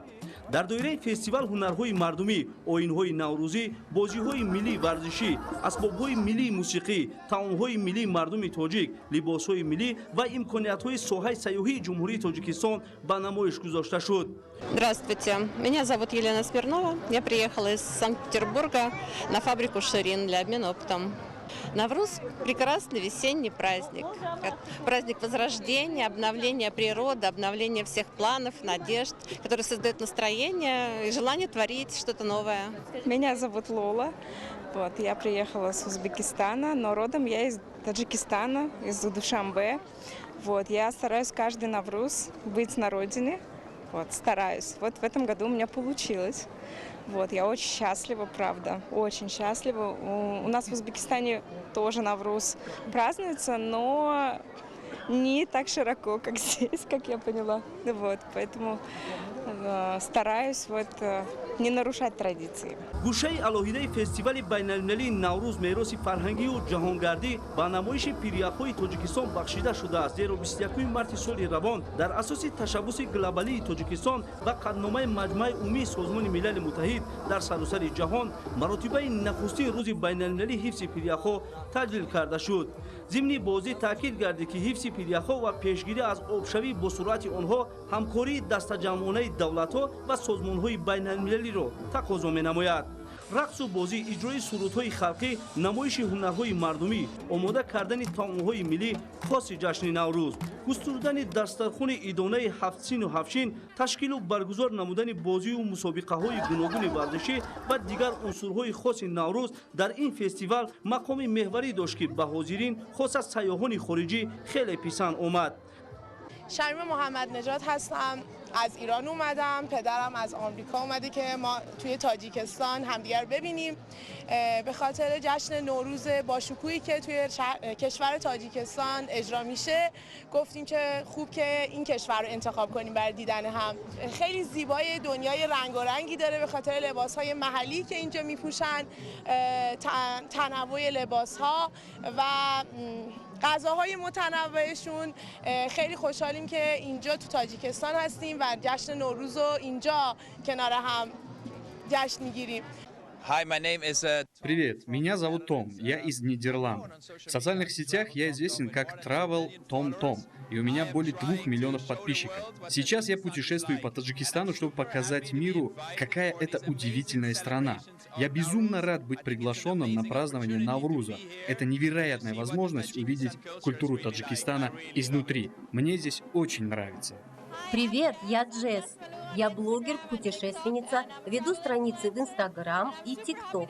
Мне безумно приятно находиться в Таджикистане, знакомиться со страной, ее жителями и традициями. Особенно здорово, что мы здесь во время праздника Навруз. Это уникальная возможность увидеть историю и культуру Таджикистана своими глазами. Очень рада быть здесь и исследовать эту прекрасную страну.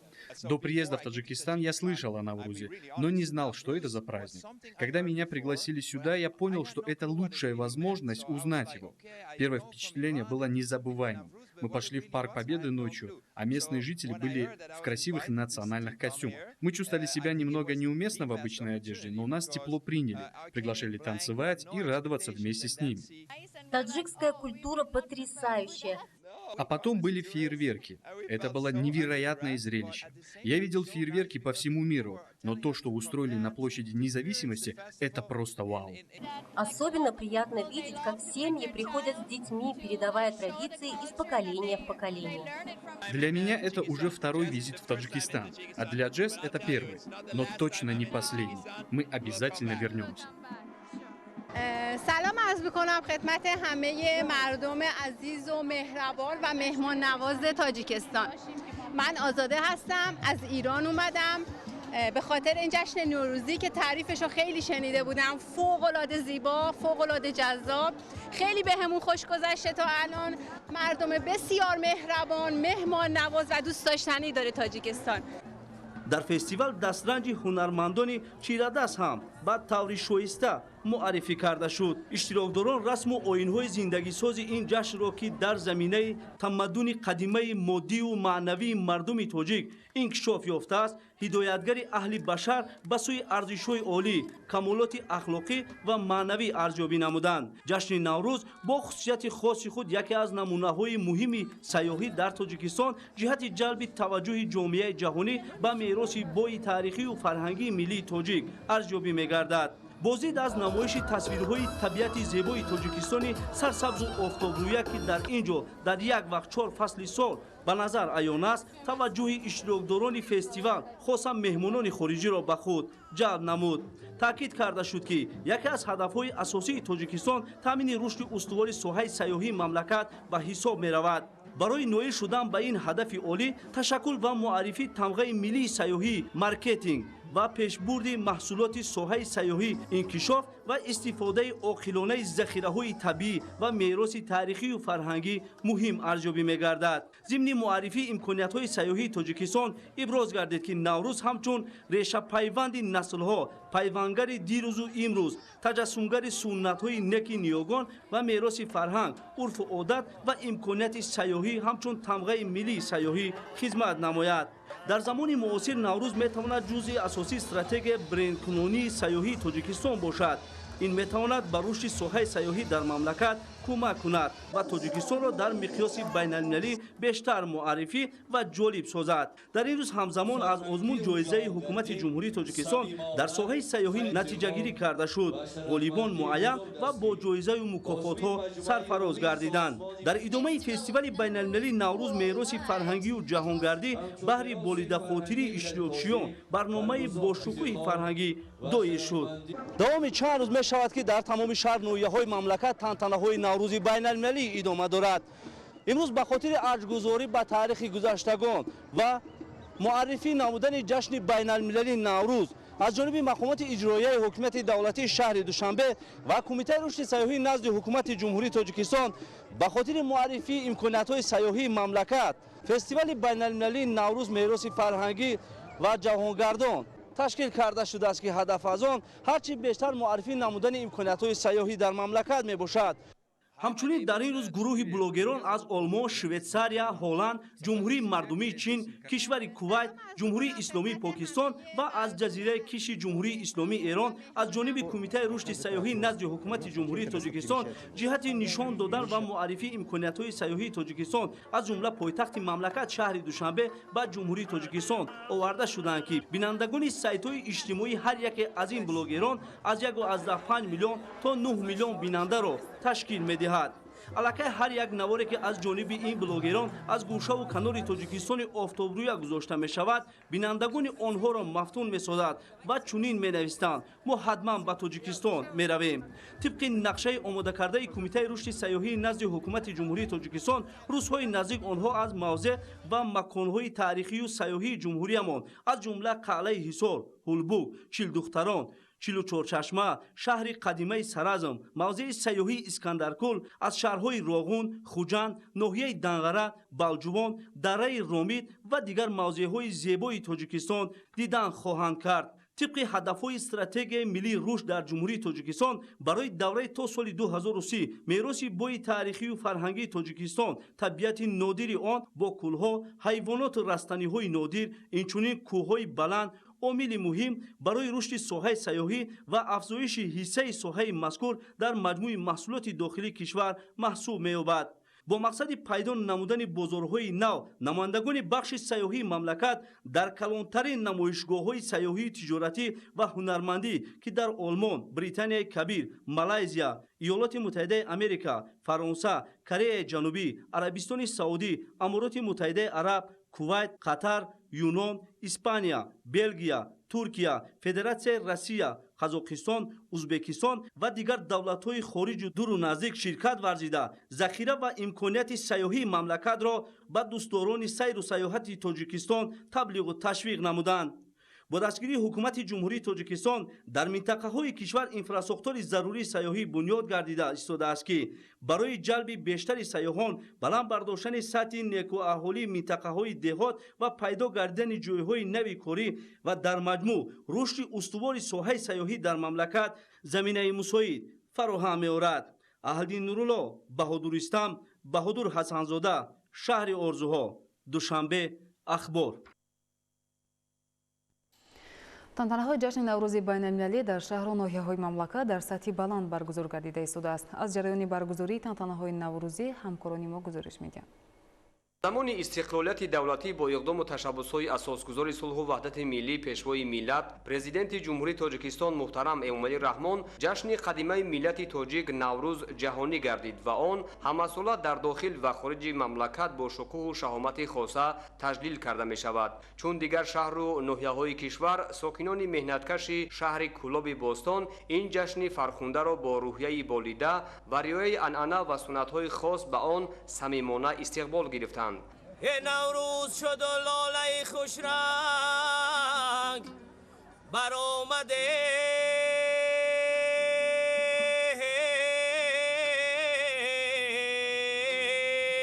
барои дар сатҳи баланд доир намудани наврӯзи байналмилалӣ сокинони ҷамоату шаҳраки шаҳри Кӯлоб махсусан занону гулдухтарон бо бабар намудани либоси миллӣ ба боғи фарҳангию фароғатӣ омада дар гӯшаҳои алоҳида хӯрокҳои хоси наврӯзӣ аз ҷумла ҳафтсину ҳафтшин, маҳсулоти кишоварзӣ, хӯрокҳои миллӣ ва дастовардҳои соҳаҳои маорифу варзиш ва бахши иқтисоду иҷтимоиро ба намоиш гузоштанд.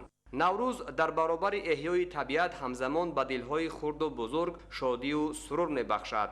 маҳз дар фасли зебои сол ва оғози кишту кори деҳқон рост омадану таҷассуми анъанаҳои нотакрори наврӯзӣ ба монанди суманакпазӣ, хонарӯбон, бозиҳои наврӯзӣ ва сайри наврӯз ба ин ҷашн ҳусну таровати хоса зам намуда онро миёни дигар миллату қавмҳо маъруфу маъмул гардонидааст. байналмилалӣ гардидани наврӯз худ гувоҳи он аст ки аҷдодони мо чӣ гуна фарҳанги бою пурғанова доштанд ва онро кишварҳои зиёд пазироӣ намуда бо шакли қадимааш ҷашн мегиранд. амфитеатри шаҳри Кӯлоб ки наврӯзи байналмилалӣ маҳз дар ин макони зебо доир шуд ба базмгоҳи ҳақиқӣ табдил ёфт. намояндагони мақомоти иҷроияи ҳокимияти давлатии шаҳри Кӯлоб ва меҳмонон аз хони наврӯзӣ ки аз ҷониби сокинони шаҳраку деҳоти Кӯлобшаҳр ва ташкилоту идораҳои соҳавӣ ташкил гардида буд дидан карданд. дар ин рӯз хӯрокҳои хоси наврӯзи байналмилалӣ, ҳафтсину ҳафтшин, маҳсулоти нонӣ, хӯрокҳои миллӣ, ҳунарҳои мардумӣ, маҳсулоти саноатӣ, сару либоси миллӣ ва намунаи дастовардҳои хонандагону варзишгарони шаҳр муаррифӣ гардид. дар ҳар як хонаи наврӯзӣ аз ҷониби занону бонувони чирадаст ва гулдухтарон, муассисаҳои тандурустӣ, маориф ва ташкилоту идораҳои ҳудуди шаҳри Кӯлоб намунаи зиёди ҳунарҳои мардумӣ, хӯрокҳои баҳорӣ, маҳсулоти истеҳсолнамудаи корхонаҳои саноатӣ, нони чапотӣ, кулча, самбуса ва анвои зиёди афшураи меваҳои шаҳдбори ватанӣ гузошта шуда буд ва меҳмонону сокинон тавонистанд аз шукӯҳи ин ҷашни қадимаи миллати тоҷик баҳравар шаванд. пас аз боздид аз намоишгоҳ, роҳбарияти мақомоти иҷроияи ҳокимияти давлатии шаҳри Кӯлоб ва меҳмонон дар чорабинии тантанавӣ иштирок намуданд. зимни суханронӣ таъкид гардид, ки мардуми фарҳангсолори мо ин ҷашни бостониро аз гузаштагони худ ба мерос гирифта, онро дар суннату анъанаҳо, ҳунарҳои мардумӣ ва адабиёти хативу шифоҳӣ бисёр васеъ ва ба таври шоиста инъикос карданд. дар тантанаҳои наврӯзи байналмилалӣ ҳамзамон таъкид гардид, ки бо талош ва ташаббусҳои бевоситаи пешвои миллат муҳтарам Эмомалӣ Раҳмон 30 сентябри соли 2009 Наврӯз аз ҷониби ЮНЕСКО ба феҳристи ёдгориҳои ғайримоддии фарҳангии башарият дохил карда шуда, бо пешниҳоди Ҷумҳурии Тоҷикистон ва пуштибонии як қатор мамлакатҳои ҷаҳон моҳи феврали соли 2010 дар иҷлосияи 64-уми Маҷмӯаи умумии Созмони Милали Муттаҳид Наврӯз байналмилалӣ гардид. зикр гардид, ки аз Наврӯз то ба Наврӯз соҳаҳои иҷтимоиву иқтисодии шаҳри Кӯлоб бесобиқа рушд намуда, шаҳраку деҳоти он ободу зебо гардид. дар соли 2024 мақомоти иҷроияи ҳокимияти давлатии шаҳри Кӯлоб,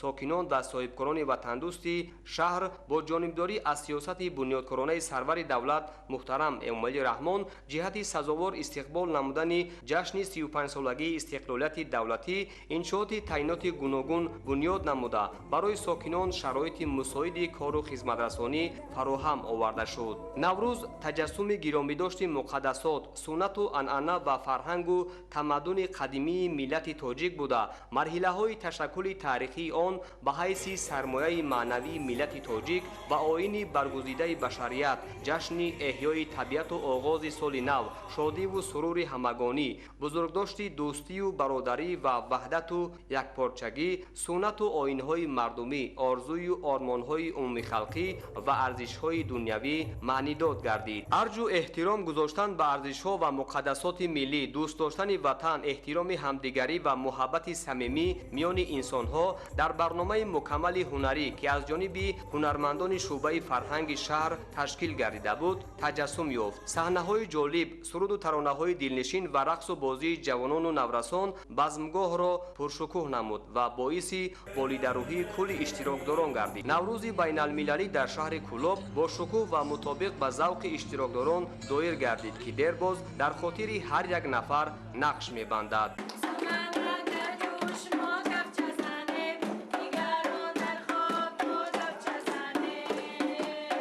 наврӯз аз зумраи қадимтарин ҷашнҳои миллии мардуми тоҷик буда, таърихи беш аз 6000 сола дорад. ин ҷашн аз ниёгон ба мо мерос монда, танҳо дар замони собистиқлолии Тоҷикистони азизамон ҷаҳонӣ гашт ва доираи ҷашнгирии он боз ҳам васеътар гардид.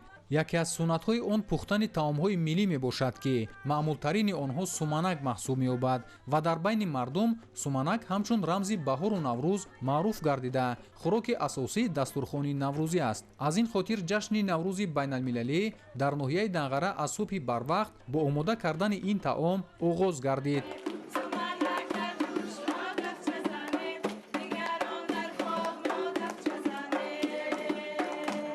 ҳамчун расонидани муждаи наврӯзӣ, ки аз баробаршавии шабу рӯз дарак медиҳад, дар ноҳияи Данғара аз субҳи барвақт маликаи наврӯзӣ дар кӯчаҳо гашту гузор карда, мардумро аз омади наврӯзи дилафрӯз хабар мерасонид.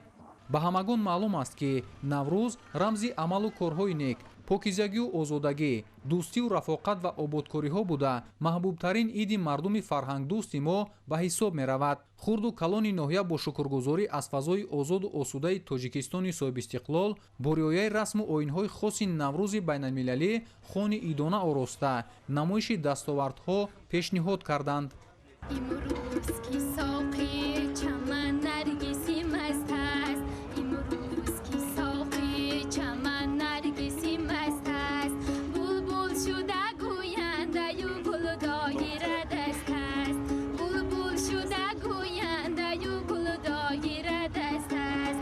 наврӯзгоҳ ки маркази фароғатии хуррамшаҳр интихоб гардида буд, сокинони нӯҳ ҷамоати шаҳраку деҳот ва ташкилоту муассисаҳои ноҳия маҳсулоти истеҳсолӣ ва дастоварду ҳунарҳои худро пешкаши мардум гардонида буданд.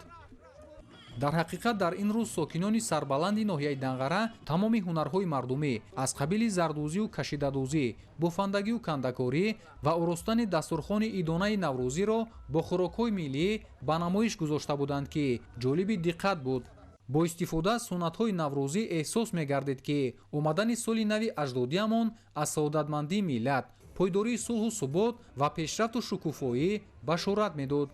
дар доираи баргузории ҷашни наврӯзи байналмилалӣ духтарону бонувони ноҳияи Данғара бо ба бар намудани сару либоси миллӣ зебогии ин мероси гузаштагони худро муаррифӣ карданд. наврӯз ки ҳамчун як ҷашни табиӣ соли як маротиба дар ҳамин шабу рӯз эҳё мешавад ва ин ҳам бошад рабт дорад ба миллати тамаддунсози мо, махсусан сокинони ноҳияи Данғара ки ба чорводориву кишоварзӣ шуғл доранд, ҳамин шабу рӯзро интизорӣ кашида наврӯзро бо ҳама ҷузъиёташ истиқбол менамоянду барои фаровонии ҳосили соли оянда дони умед мепошанд. воқеан эҳё намудани ҳунарҳои мардумӣ аз ҷониби пешвои миллат муҳтарам Эмомалӣ Раҳмон дар рушду ободии деҳоти кишвар ва ҷалби ҷавонон ба омӯзиши ҳунарҳои дастӣ мусоидат намуда, дар ин даврон фарҳанги миллӣ бори дигар ҳаёти нав гирифт ва таваҷҷӯҳи ҳунармандон низ дар таҳия ва бофтану духтани сару либоси миллӣ, кандакории рӯи чӯбу санг ва амсоли инҳо дар миёни сокинон, аз ҷумла ҷавонон, рӯ ба афзоиш ниҳод. таъкид карда шуд, ки наврӯзи байналмилалӣ дар масири таърих роҳи мураккабу душвор, ҳаводиси сиёсиву иҷтимоӣ ва маънавии зиёдеро гузашта то ба замони мо расидааст ва пас аз соҳибистиқлол гаштани ҷумҳурии Тоҷикистон ин мероси гузаштагони миллати тоҷик бори дигар эҳё шуда ба худ шӯҳрати ҷаҳониро касб намуд.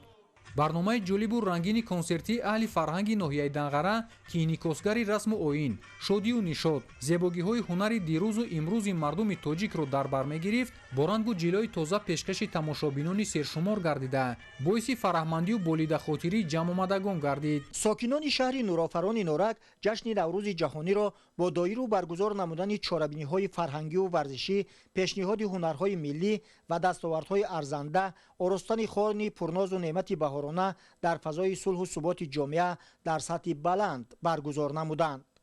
зимни шодбошӣ роҳбарияти шаҳри Норак иброз доштанд, ки воқеан ҳам наврӯз ҷашни кайҳону табиат буда, фарротар аз дину фарҳангҳост ва ҳамин хусусияти волояш боис гаштааст, ки мавҷудияти худро то замони мо аз даст надода, баръакс дар замони давлатдории миллии мо шукӯҳу шавмати хоса пайдо намуд ва бо талошу тадбирандешиҳои пешвои миллат президенти ҷумҳурии Тоҷикистон муҳтарам Эмомалӣ Раҳмон ҷашни байналмилалӣ унвон гирифт. ин ҷашн барои мардуми шарафманди кишварамон бисьёр муқаддас мебошад, зеро наврӯз аз қадимулайём яке аз василаҳои асосии бақову ҳастии миллат ва истиқлолият, рамзи ватандориву ватанпарастии ҳар як фарди худогоҳ ва бо нангу номуси ин сарзамин мебошад.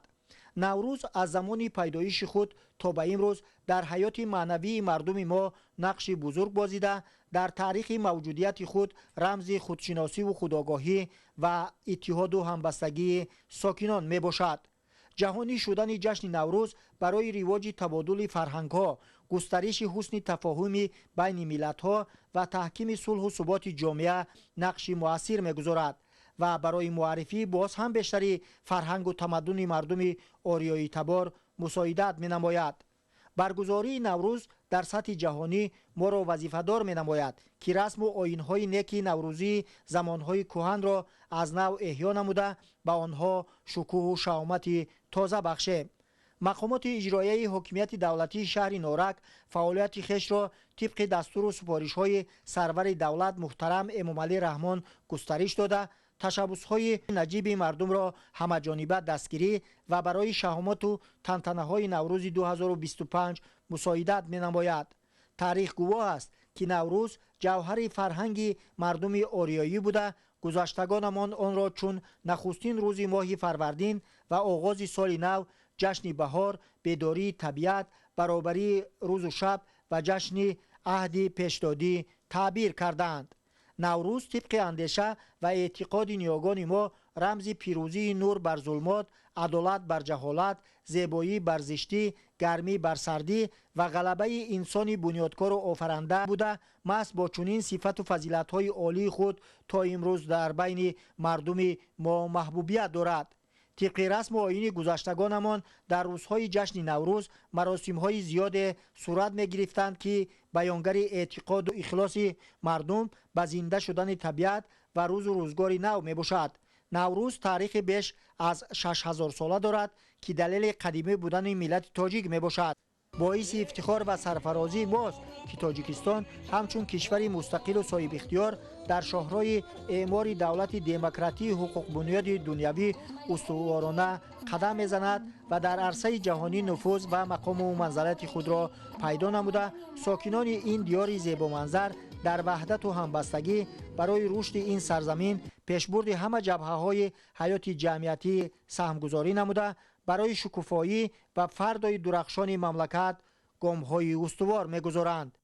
در چورابینی ادانه ساکنان ناحیه بلجوان که به استقبال نوروز بین المللی برگزار شد، تجلی رسم و آیین‌های ملی تاجیک و معنی‌های در خود نهفته را نهان دارد با پررنگی مشاهده گردید. با اشتراک دایره وسیع شهروندان در چنین فضای فرحبخش و ادانه، تجلیل نوروز عالم افروز معنا و فلسفه حیاتی داشته، مردمی بودن این جشن تاریخی را ثابت می‌سازد. با همایی و متحدی و دعوت به صلح و دوستی از عنصرهای خاصه نوروز است. تصدیق این گفته‌ها در تدبیر ادانه ساکنان ناحیه بلجوان به طور کامل تجسم یافته بود. در مکان نمایشگاه ادانه که با رعایت تمام رسم و آیین‌های قدیمی نوروزی آراسته شده بود، شروع از دستاوردهای مردم محلی، تشکیلات و اداره‌ها، دستاوردهای ورزشگران و محصول هنرهای دستی هنرمندان ناحیه به نظر می‌رسید. همچنین بازی‌های گوناگون ورزشی نیز در نمایشگاه پیشنهاد اشتراکداران گردانیده شد. نمایندگان حکومت جمهوری تاجیکستان، مقامات اجرایی حاکمیت دولتی ولایت ختلون، راهبریت ناحیه و دیگر مهمانان از نمایشگاه ادانه دیدن کردند. آراستن خانه هفسین و هفشین و آماده سازی طعام‌های ملی بهاری در چورابینی که رمز خاصه بهار و نوروز است، از آمادگی‌های همه‌جانبه ساکنان به استقبال این جشن بین المللی بشارت می‌دهد. ساکنان ناحیه بلجوان چون دیگر مردم منطقه‌های کشور، نوروز عالم افروز را همچون پیک شادی و نشاط و عید زیبای بهار با روحیه بالیده و فرح و شادمانی استقبال نمودند.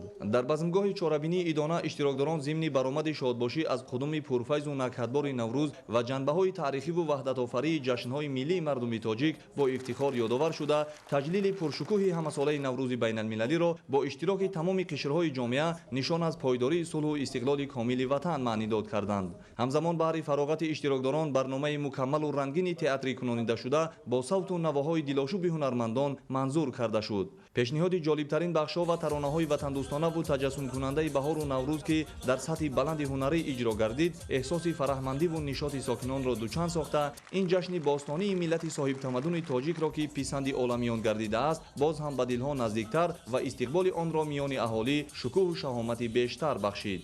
سرجمی و اتحادی و به همایی ساکنان شرفمند ناحیه میر سعید علی حمدانی در تنتنه ادانه نوروز فرخنده بین المللی با تشکیل نمایشگاه دستاوردهای ساحه‌های مختلف ناحیه که از نوروز تا نوروز به دست آمدند، از شادی و فرح آنها گواهی میداد. تشکیل نمایشگاه سطح بلند که در آن محصول هنر ساکنان زحمت‌قرین، دستاوردهای طالب علمان و آموزگاران، خواجگی‌های دهقانی و کوپراتیوهای سی سالی جماعت شهرک و دهات، کارخانه‌های صنعتی ناحیه، تشکیل گوشه ورزشگران و برگزاری مسابقه‌های ورزشی میان جوانان پیشنهاد گردیده بود. به واسطه از برکت استقلال قدم اینه که این جشن اجدادی و رسیدن به کامیابی‌های نظرس مهنتی کلی ساکنان این گوشه دیار را شهادت می‌دهد. رهبریت ناحیه و دیگر مهمانان چورابینی ضمن بازدید از نمایشگاه آماده نموده با اظهار قناعتمندی ساکنان و هنرمندان را برای باز هم احیا و حفظ هنرهای مردمی، سهمگذاری در کارهای خیر و ثواب، تدبیرهای آبادانی و سازندگی و حفظ ارزش‌های فرهنگ ملی هدایت نمودند. نوروزگاه را فضای ادانه، لباسهای ملی زنان و بانوان و شادی و نشاط اشتراکچیان چورابینی فرا گرفته، از چهره آنها انتظاری بی‌پایان از فصل زیبای بهار و جشن نوروز فرخنده نمایان بود. گفته شد که جهانی گردیدن این جشن فرخنده از آن گواهی می‌دهد که در شرایط کنونی сокинони воқеан ташаббусҳои роҳбарияти олии мамлакат чун ибтикори фарҳангпарварона ва ифодагари ниёзҳои башарият аз ҷониби ҷомеаи ҷаҳонӣ истиқболи самимӣ пайдо намуда мақоми кишвари тамаддунофари моро дар арсаи байналмилалӣ баланд мебардорад. Баромадкунандагон ҳамзамон бо шукргузорӣ ва ифтихормандӣ зикр доштанд ки аз наврӯз то наврӯз дастоварду музаффариятҳои ноҳия беш аз пеш дар ҳоли афзоиш мебошад. Саҳми сокинону соҳибкорони маҳаллӣ ва шумораи зиёди кормандони ташкилоту муассисаҳои ноҳия дар ҳашарҳои дастаҷамона, бунёду навсозии роҳу пул, иншооти соҳаи саноат, иҷтимоӣ, рушду пешрафти самтҳои мухталифи ноҳия ва анҷоми ҳама гуна корҳои ободонию созандагӣ дар ин давра бориз арзёбӣ шуд.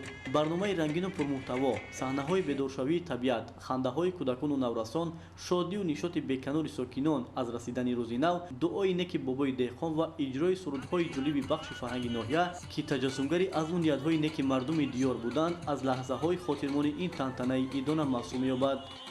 наврӯз эҳёгари суннату арзишҳои миллии таърихӣ, ҷашни сол ва муттаҳидкунандаи фардои дурахшон.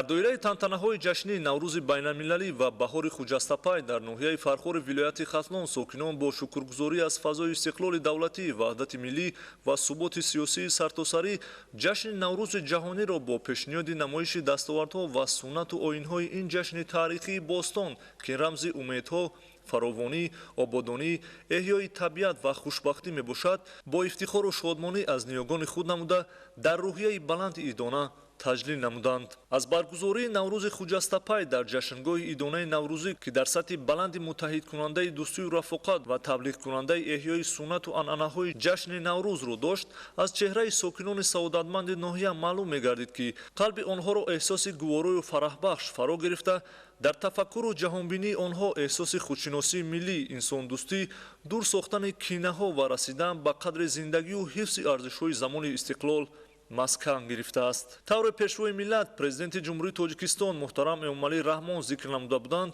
яке аз сабабҳои асосии мақоми байналмилалӣ пайдо кардани ҷашни наврӯз ин дар ҷавҳари он нуҳуфтани инсондӯстиву таҳаммулгароӣ ва парастиши некиву накӯкорӣ мебошад. воқеан таҷлили ҷашни наврӯз дар даврони истиқлол паёмовару оғозгари рӯзгори шоду хуррам, навиди бахту саодат ва фардои дурахшони кишвар мебошад.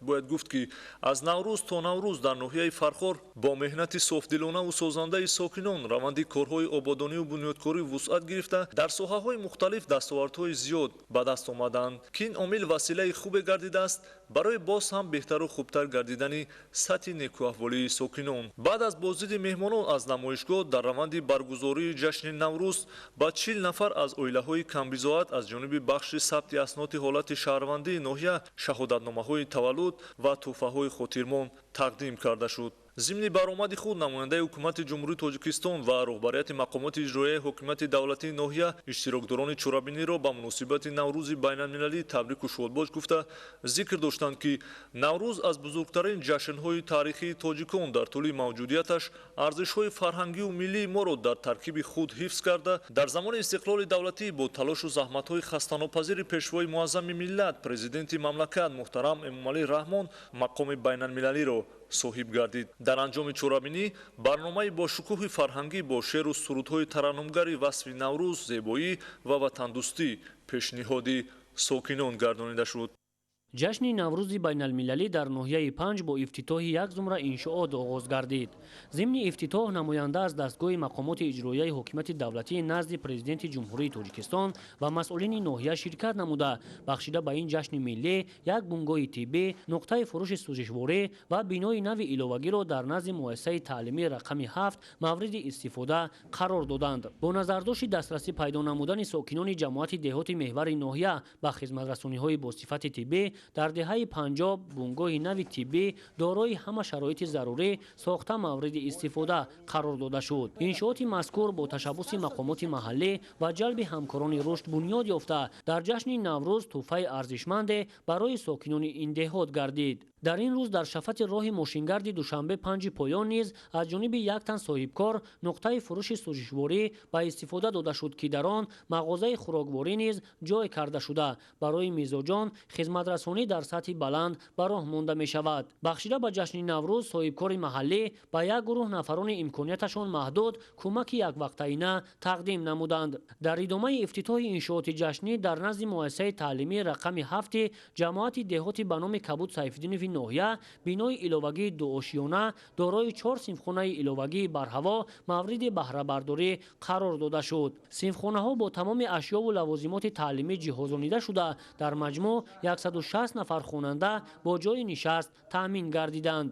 ҳамзамон ҷиҳати бошукӯҳ сатҳи баланд таҷлил намудани ин ҷашни ниёгонамон Наврӯзи оламафрӯз сокинони ноҳия бо бабар намудани либосҳои зебову шинами миллӣ бо ташкил намудани корбони наврӯзӣ аз назди мақомоти иҷроияи ҳокимияти давлатӣ то макони баргузории чорабинии имрӯза шоду хурсандона роҳпаймоӣ намуданд ки ин аз ҳисси баланди худшиносиву меҳанпарастии онҳо дарак медиҳад. чун анъана миллати тоҷик дар ҳама иду ҷашнҳо ҳунару истеъдоди волои ҳунармандии хешро ба намоиш гузошта аз соҳибҳунару бо фарҳанг будани ин миллати кӯҳанбунёд бозгӯӣ менамояд. дар намоишгоҳи идонаи сокинони ноҳияи Дурдасти 5 дастоварду натиҷаҳои яксолаи заҳматкашони соҳаи кишоварзии ноҳия, ташкилоту идораҳои давлатӣ, ҷавонон, варзишгарон ва хонандагону омӯзгорони муассисаҳои таълимии ноҳия пешниҳоди иштирокчиён гардид. чун анъаноти неки наврӯзӣ бо ташаббуси бахши сабти асноди ҳолати шаҳрвандӣ дар вазъияти муносиб ба 5 оилаи ҷавон ки нахустин қадами хешро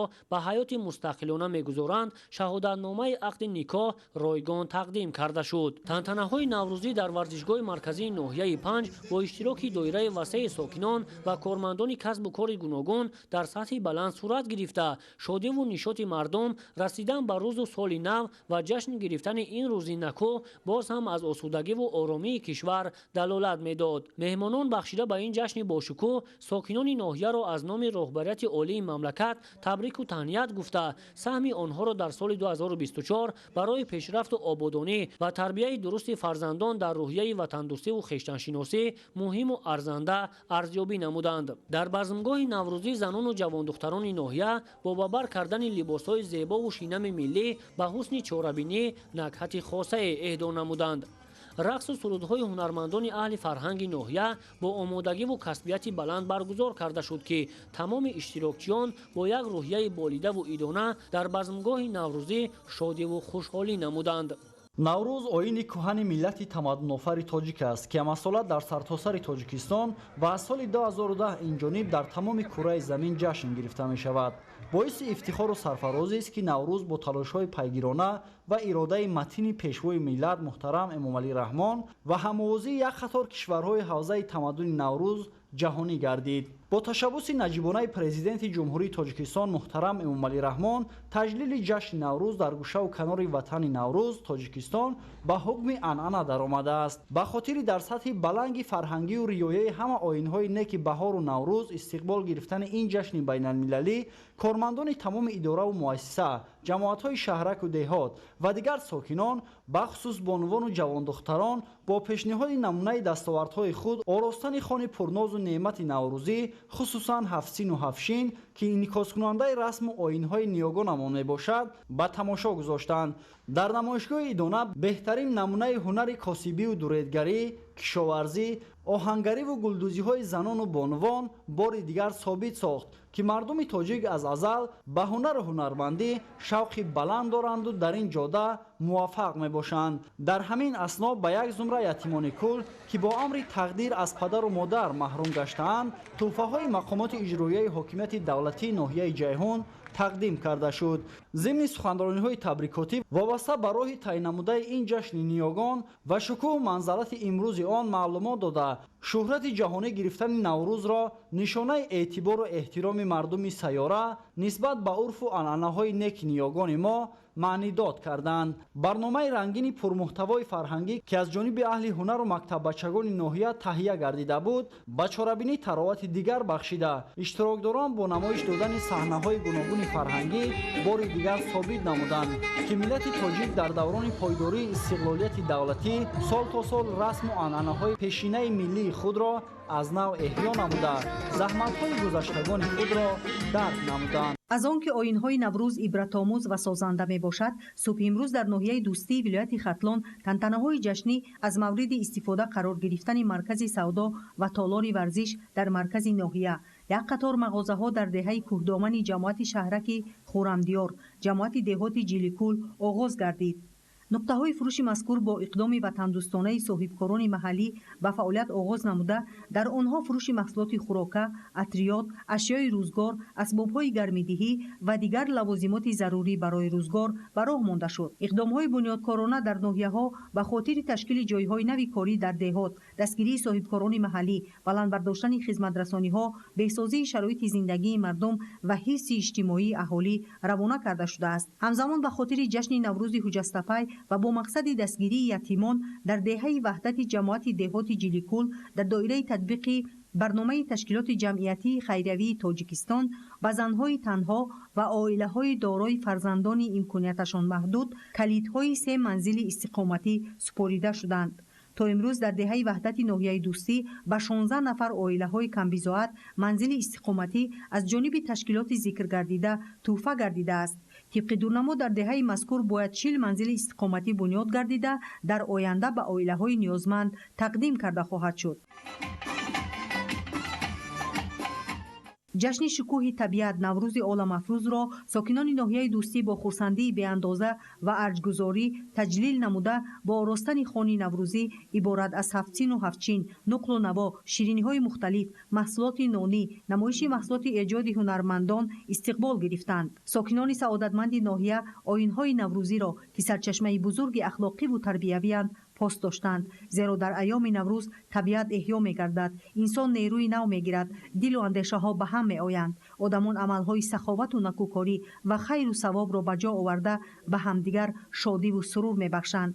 зимни чорабинии идона таъкид карда шуд ки фазилати наврӯз ҳамчун ҷашни пайванди инсон бо табиат аз вусъати амалҳои созандаву бунёдкорона, поксозии ботин аз кинаҳо, оғози рӯз бо орзуҳои тоза, пошидани донаи умед ба замин, парвариши ниҳол ва бунёди боғҳо иборат аст. рақсу сурудҳои дилангези наврӯзӣ пайки хӯрамию сарсабзии сарзамини тоҷикистонро танинандозӣ намуда қалбу дилҳои сокинони ноҳияи дӯстиро моломоли умеду орзуҳо гардонд, ки онҳо дар фазои сафобахшандаи диёр ва бо хурсандии беандоза тамоми мақсадҳои неки худро бо наврӯзи ҳуҷаста пайванд намуданд. сокинони ватандӯсту меҳнатқарини ноҳияи шаҳри Тус бо рӯҳияи болидаи ҷашнӣ ва ба бар намудани либоси шинаму зебои идона саршор аз муҳаббати меҳану самимияти том нисбат ба ҷашну маросимҳои аҷдодӣ ҷашни байналмилалии наврӯзро бо омодагии ҳамаҷониба анҷоми иқдомҳои созандаву тозакориҳо истиқбол намуданд. бо иҷрои амалҳои марбут ба ҷашни наврӯз хурду бузург бо шодиву нишод ва шукргузорӣ аз фазои идонаи мамлакат дар варзишгоҳи марказии ноҳия ки макони асосии баргузории чорабинӣ интихоб гардида буд ҷамъ омада ҷашни байналмилалии наврӯзро бо шукӯҳи хоса таҷлил намуданд. сокинон, фаъолони соҳаҳои гуногуни хоҷагии халқ, кормандони ташкилоту муассиса, наврасону ҷавонон ва пирони рӯзгордида баҳри табрикоти якдигар ба ҳам омада хони зебои наврӯзӣ оростанд. дар дастархони идона бо риояи тамоми анъанаву русумҳои мардумӣ таом ва ҳунарҳои халқиро ба намоиш гузошта бори дигар собит сохтанд ки сокинони ноҳия даст ба кору меҳнатдӯст ҳастанд. ҳамаи анвои ба намоиш гузошташуда ҳамчун рамзи наврӯзу баҳор, таровати зиндагӣ ва эҳёи табиат буда зебдиҳандаи майдони ҷашнӣ буд. таомҳои миллии баҳорӣ, хони ҳафтсину ҳафтшин, маҳсули дастранҷи марди деҳқон ва анвои дигари ғизоӣ ба намоиш гузошта шуда шаҳодат аз он медиҳад ки сокинони ноҳияи шаҳри Тус бо меҳнати софдилонаи худ дар таъмини нақшаву барномаҳои стратегии ҳукумати ҷумҳурии Тоҷикистон ҳиссаи арзандаи худро мегузоранд. гузаштагонамон аз замонҳои хеле дур ин ҷашнро ҳамчун рамзи пайванди ногусастанӣ миёни табиат ва инсон, айёми покиву сафо, муҳаббат محبت و دوستی، احسان و سخا و بخشایش و صمیمیت با شکوه و جلال خاصه تجلیل می‌کردند که آن موافق علم ستاره شناسی به نخست روز آفرینش و بهار، رویدن سبزه و جان گرفتن رودها، شکفتن گلها و زنده شدن امید و آرزو در قلب انسانها و مهمتر از همه به لحظه های برابر شدن شب و روز راست می آمد. نوروز آغاز سال نو و ابتدای تقویم نو بوده. جشن برابری شب و روز در برگیرنده فلسفه برابری انسانها در روی زمین به شمار می رود. در ادامه اهل هنر و فرهنگ با برنامه مکمل تئاتری کنانیده شده به میدان برآمدند. در این هنرنمایی کودکان و نورسان و جوانان نیز فعالانه اشتراک نموده به جشنگاه نوروز بین المللی تراوت دیگر بخشیدند. باید گفت که ما از جمله آن مردمان خوشبختی هستیم که این سنت دیرینه را با معنی و محتوای عمیق و جوهر فلسفی و روی زندگی ساز آن به میراث گرفته ایم. امروز برای ما تاجیکان و کل کشورهای حوزه تمدن نوروز باعث افتخار است که این جشن کهن و باستانی و زیبای طبیعت از طرف سازمان ملل متحد با تشبث فرزند فرزانه ملت پرزیدنت جمهوری تاجیکستان پیشوای ملت محترم امامعلی رحمان همچون جشن بین المللی اعلان شده است. فضای ادانه در ناحیه شهر توس با سرود و ترانه‌های هنرمندان خوش سلیقه و رقص و بازی خرد و بزرگ ناحیه تا دیر ادامه کرد. از این تدبیر سطح بلند فرهنگی کلی مردم خوشی و خرسندی کردند که آن آغاز خوب سال نو ملی عنوان کرده می شود.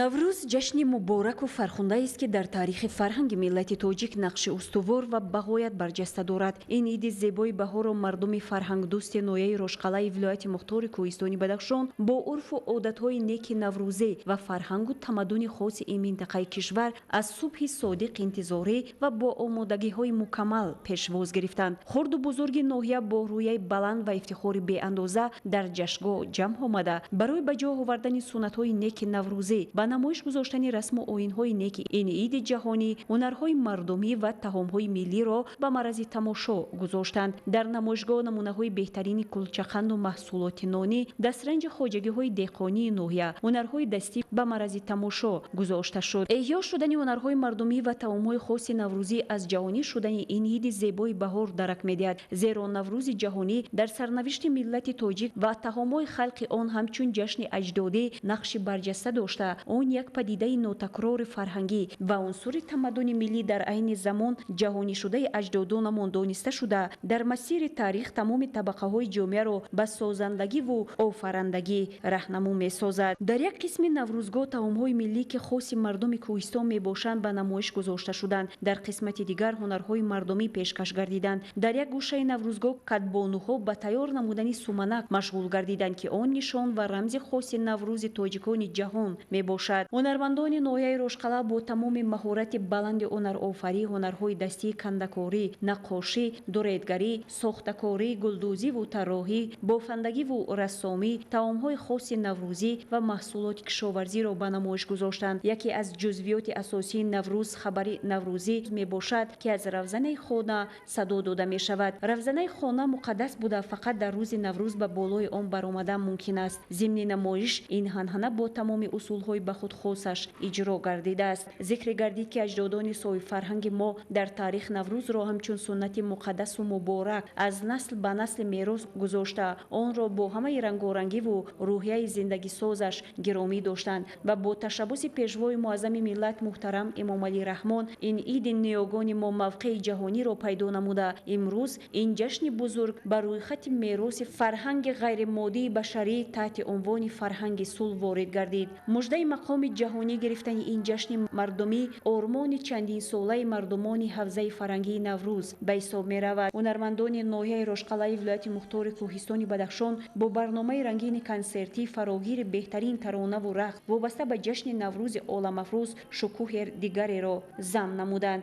در دایره تنتنه‌های نوروزی اینچنین چاره‌بینی‌های ورزشی نیز برگزار گردیده مسابقه‌ها از نمود والیبال و گشتینگیری تا شامگاه ادامه یافتند.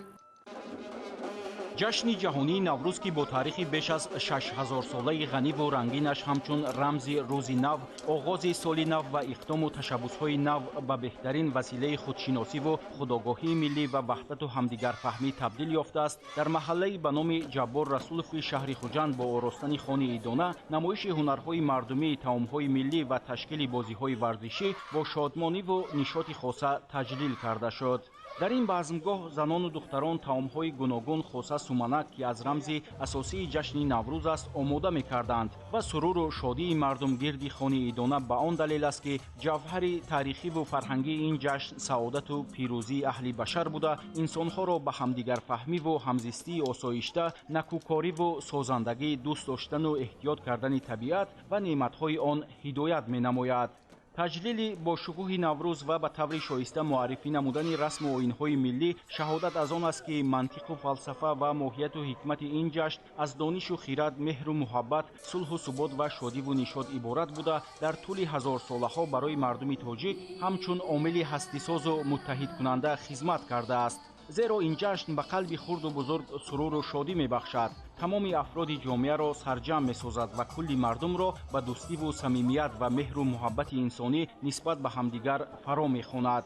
ба таъкиди иштирокдорон маҳз бо ҳамин сабаб ин падидаи асили фарҳангӣ ҳаргиз кӯҳнашавиро намепазирад ва дар ҳама давру замонҳо ҳамқадаму ҳамқисмати мардум боқӣ мемонад.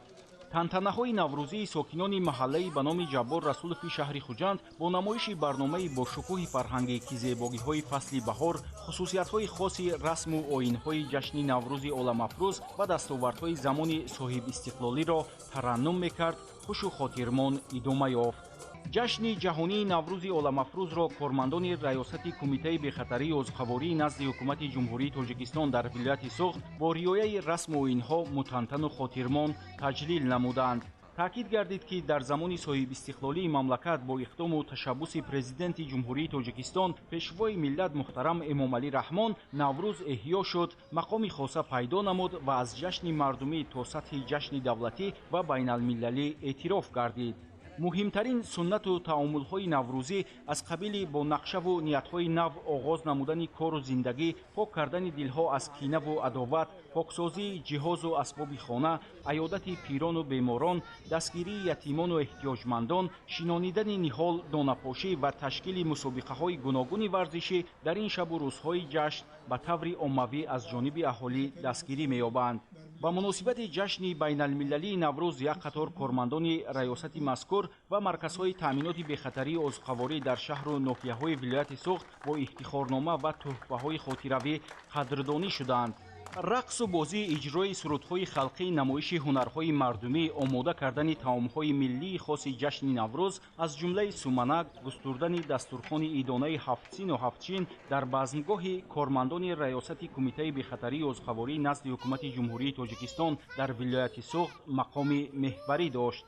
ҷамъомади тантанавӣ ба ифтихори ҷашни наврӯзи ҷаҳонӣ ки дар хиёбони марказии шаҳри Истиқлол бо иштироки сокинони касбу кори гуногун сурат гирифт, намояндаи ҳукумати ҷумҳурии Тоҷикистон, мақомоти иҷроии ҳокимияти давлатии вилояти Суғд ва роҳбарияти шаҳри Истиқлол зимни шодбошии сокинон таъкид доштанд, ки Наврӯз бо шарофати истиқлолияти давлатӣ, ташаббусҳои ҷаҳонии сарвари давлат, ҳамчун рамзи рӯзи нав, иқдому ташаббусҳои нав эҳьё гардида, имрӯз ба беҳтарин василаи худшиносиву худогоҳии миллӣ ва ваҳдату ҳамдигарфаҳмии мардум табдил ёфтааст.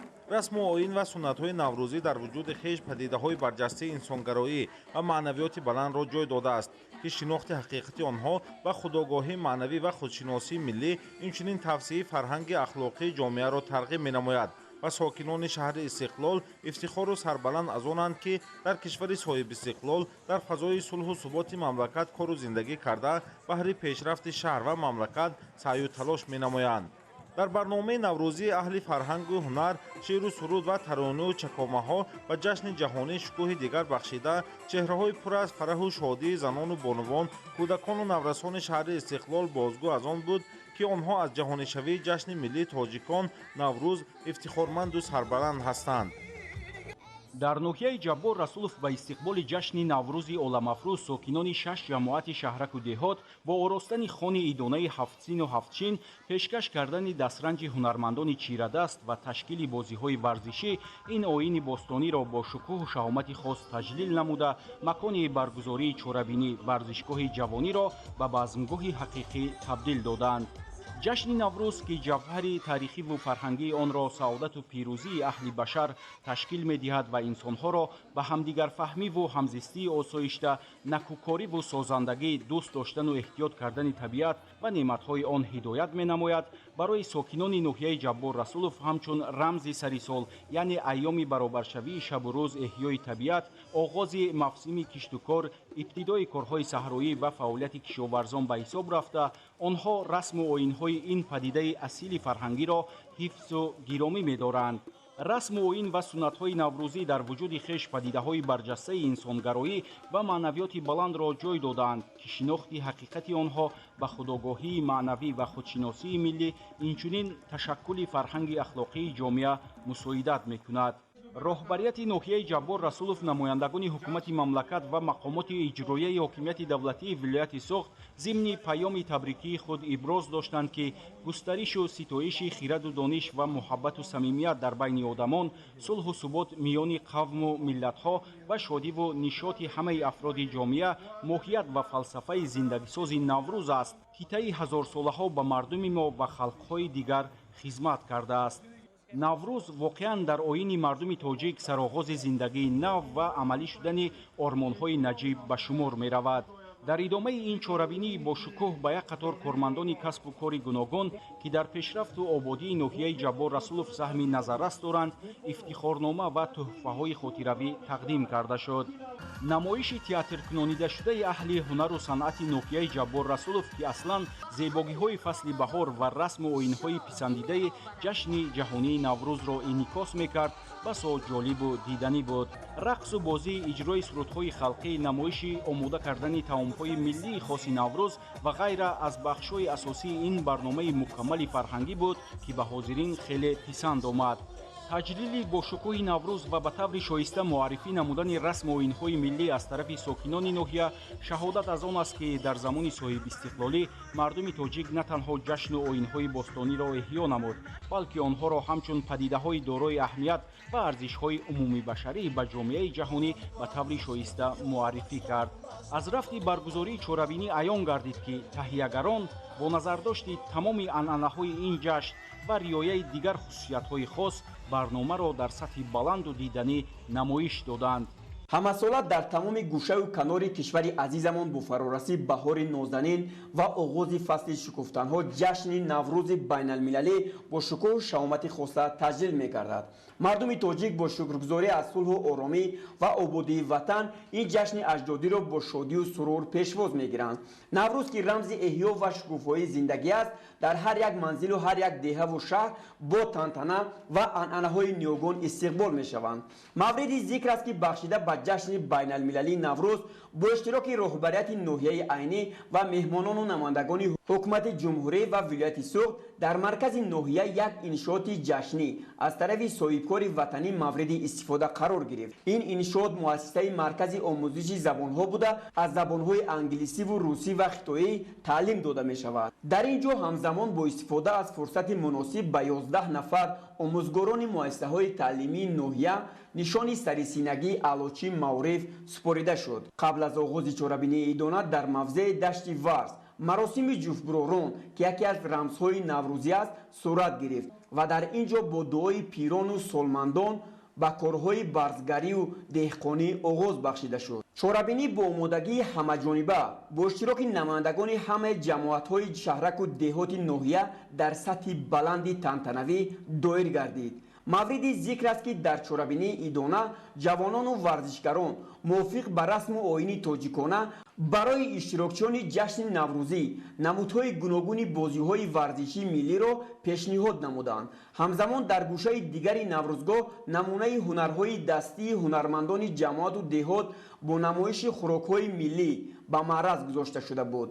гӯшаҳои кулолгарӣ, дуретгарӣ, оҳангарӣ ва бофандагӣ диққати меҳмононро ба худ ҷалб мекард. ҳамчунин бонувону ҳунармандон тарзи пухтани таомҳои миллӣ аз ҷумла сумана, қурутов ва дигар таомҳои наврӯзиро бо маҳорати баланд ба ҳозирин нишон доданд. яке аз оинҳои бузурги наврӯзӣ густурдани хони пурфайзи ҳафсину ҳафшин мебошад, ки дар ин наврӯзгоҳ риояи ин суннати аҷдодӣ бо тамоми унсурҳои худ ба мушоҳида мерасид.